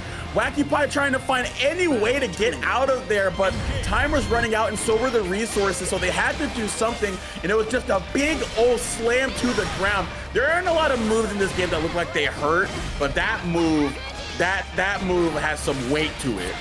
Absolutely. It's going to bring it down on top of things here. One more GG gets hit on the way on the dash in from the skill. Holding down this time a wave. Again, missing the mark here, trying to get it, but we go in with a dash 2L at the very end. They're holding down swing batter just to kind of keep it close. We're in the other corner. The BC does whip, but going to give Yoru a chance to get things set up for the next time potentially. Fighting on out of there though, the far M gonna find this mark. BC once again gonna be outspaced, but gonna find the right time to get the whip, and then the extension on the heavy variety, pull them right back in. The orb waiting for you as well. Wacky Pie gonna take round 2 of game 3. Incredibly critical moment here in this loser finals here. Both players have been playing insane in the first matches here, trying to get that upper tide. We're holding down this time, getting called out yet again on the jump in, but we're going to go in, shoulder tackle, a pod tackle, whatever you want to call that on there. Goes ahead, gets the attack on the grab here, holding it down, but not able to get a hit on Wacky Pie. Get the BC counter hit to send out Beppo, but still good response there by Yoru to get the corner to the thing that they need. As I say that, Wacky Pie being able to get the extension, get a little bit more damage as well, but we just run up into the throw. Yoru now having the health lead and having the ankles as well. The double tap on the toes there. The 2L's gonna be able to extend into a round and game winning combo. And now you have the set advantage. Yoru Sensei with the 2B up 2-1 in losers finals. Yoru Sensei wants to get back up into grand finals, wants that run back against Zane. Wacky Pie staying in the way, and this is a hard-fought battle so far. The parry yet again, gets the parry, punish on the parry rather, and then but we're going in, checking with the 2L's twice as we go in, get another nice little combo. Half that life bar is already gone on Wacky Pie's side, and the tempo, the momentum is on Yoru Sensei's side. Yeah, they just have such a commanding life lead. And again, that's huge up against Wacky Pie, who is very keen on getting that health lead so they can dictate the pace of the game. Got the block on there and then BC'd appropriately, so they dispelled the threat of the orb super. Really great defense there from Yoru Sensei. Yeah, definitely been watching out for that a little bit more on top of things. Trying to use the wave on there, another parry into a punish here. Last little bit of life for Wacky Pie. Happy to hold it back a little bit, trying to get away from GG, but we're dodging in. We do find a hit though, mid GG throw. We got into set point. Battle 2. Found the right time to be up close and personal with Ferry. Even though that they had the health lead, they were just like, you know what? I don't have to overcommit, but I can still find a way to get the lazy jump in. And being 2B, I can actually freely jump in on Ferry a little bit more than other characters can, because she has to be wary of the different angles of approach that Yoru Sensei can have in terms of being able to jump in on Ferry. So that's really good use right there, and a really good use of the wire skill to get the extension on this hit. Oh, tried to catch the backdash, but nothing doing right there. Yeah, already didn't get a punch, but we got the GG coming out to play here. Yoru Sensei is in that Super Skybound Arc territory here. Combo limit reach here, trying to find that last hit, holding it down. We tried to approach in there, but GG with the U skill version immediately fires off and brings down a round for Wacky Pie to lock in. And coverage using those old skills, using that old Beppo to lock down 2B from jumping. Even then, they were still going to be plus. And then using the GG right there to stop any way for Yoru to come in and use that dash that they love to do up in that situation. So really great stuff from Wacky Pie, but Yoru Sensei is still being able to force this set point right here, because we already have an early lead up against the cornered Ferry, and now a punish on the responsive poke. Yoru just feeling themselves right now. Yeah, Yoru's been like doing incredible good. Their first hangout on the pod, going into just enough time to go in and get the combo on top of that into the Skybound Art. That's going to be it. The cinematic plays, and the momentum moves on into Grand Finals for Yoru Sensei. That into Grand Finals against Zane.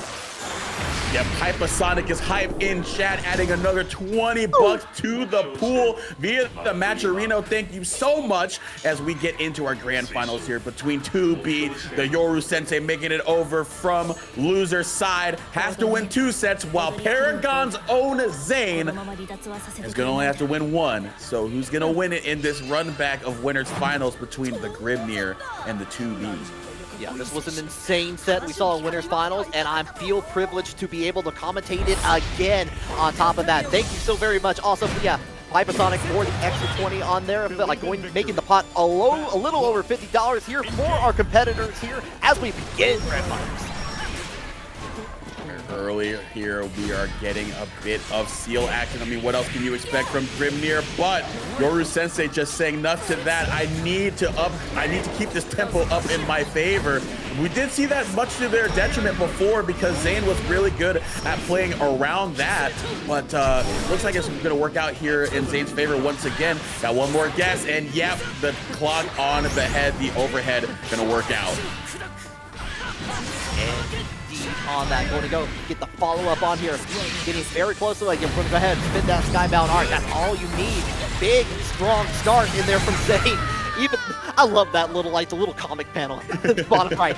I laugh every time I see that. Yeah, you mess up the line, but you don't mess up the combo. That's the combo that is enough to kill. And then just snipe them out round start, trying to use the round start pod drop. Gonna get that lazy JL. Not gonna get a ton, but good use of the wire because when they create space, Zane has either gone for Sigil or Tornado. And either if they get the Sigil, they get the plus on block. They get Tornado, they get the punish. Really good stuff there from Yoru, but even better jump out up against the baseball bat. Zane gonna be able to fight back a little bit here. Oh, does get the run up 6L, but doesn't get anything to convert off of it. Just a little too far away. Holding it down here, but Zane being able to use, like, getting the float up away from the wave on there, just unfortunately putting themselves into the corner here as Yoru Sensei begins the damage. Here we go, just one more potential guess right here. Just knocking at the door with these run up 5Ls, but we take to the skies, meet up there, and oh my god, the jump back into the counter hit on the seal dive. This could potentially be the end of 2B off of what is a crazy hit there. The link into the SSBA, and yeah, that's gonna do it. 2B gonna be out of here in this round. The aerial acrobatic. Zane might want to join the circus after this. Get a little bit of extra money on the side. On top of that, we're up 1 already. Zane, of course, on the winner's side, as you mentioned before, Zoma, so only has to win the 1 set here, looking in pretty good position. Yeah, but Yoru Sensei saw Zane take an early lead in the winner's final set and did find some different ways to sort of reverse things and make it a little bit uncomfortable for Zane. Just gotta find it here. But we do find a nice clean hit with that 5H. Gonna use our Raging Strike to really make it count. And also take them out of where they can't use those sigils, because we get them into the corner, but then we push them out of where they can use that. And then we only have to worry about guarding that 1. And that's where Zane was trying to go both times, but the second time's gonna work out for Grimnir. Going ahead and going into half that life bar already gone on there, but we go in. The immediate use of Raging Strike dodge away from Zane. Gonna give a prime opportunity. Yeah, goodbye to that. All of that life. You don't have anything to do with it. We're going to next round, please. Next round. That was an insane dodge in those circumstances right there. I don't know if they were going for an empty jump throw and they just kind of missed it, or they missed the frame kill into the, like, whatever they were trying to set up there. I don't know if they missed it or they planned it, but just having the ability to go into that spot dodge is crazy. And what's crazy is going to be this corner pressure after we already have so much health done to 2B, while I was just talking about what was going on in the previous round. Yeah, projectile use skill into the drill in on top of things here. That was a quick turnaround. Getting the 2 up there. Zane has places to be with the way they're playing. Holy moly. Believe in victory. Battle 1. This is just exactly what you would expect from Zane while he has that winner's side grand finals. That's why he gets to these in so many different events, offline and online. But here we go, Yoru Sensei, again, undeterred, keeping up the aggression. But Zane, again, is just being like, you know what? it's gotten me to this point so far. I'm just gonna hold down back, and the Severing Assault, my God, man! Yeah, well, Zane doing a really good job of answering in kind to each of Yoru Sensei, like switching through like some of the different setups. They're happy to go into it, feeling in the moment in there until the jump in from Yoru Sensei gets clean all the way in there. Going to get a nice little bit of damage into the Skybound Arc, take away one of those DPs to get a little bit of extra damage to ensure maybe the next hit happens on there. But Zane says, you know what, take this DP, use skill DP.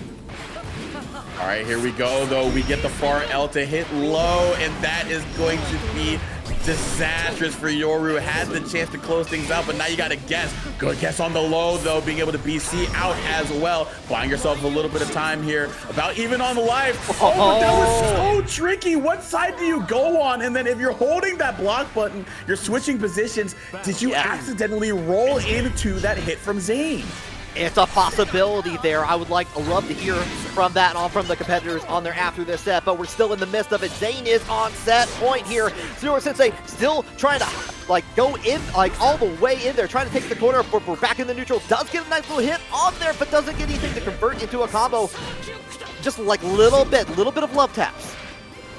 Oh, that would have been an insane whiff punish, but 2B recovers in time on that auto combo starter, but jumps right into the tornado, and that is going to be a gift that Zane is going to pick up absolutely. Pop up the line, mess it up a little bit, but just one more guess. Getting a little bit tricky with the air throw. That 2-8 was almost disastrous right there, but here we go. Finally getting the throw bait. Yoru undeterred, and now we get the SBA. We're evening things out here, Risky. Yeah, we are evening out a little bit of a head, in fact, on here, but doesn't matter. You get that one clean hit, and Zane could be all the going into all the way here. Nice tech on the way here. We're swinging batter, using the longer range versions of that heavy version. You are getting clipped by the projectile into the slip, and one more touch is all you need. Yeah, that knockdown was just something that you could not afford, and you cannot afford to get caught backdashing once again by that.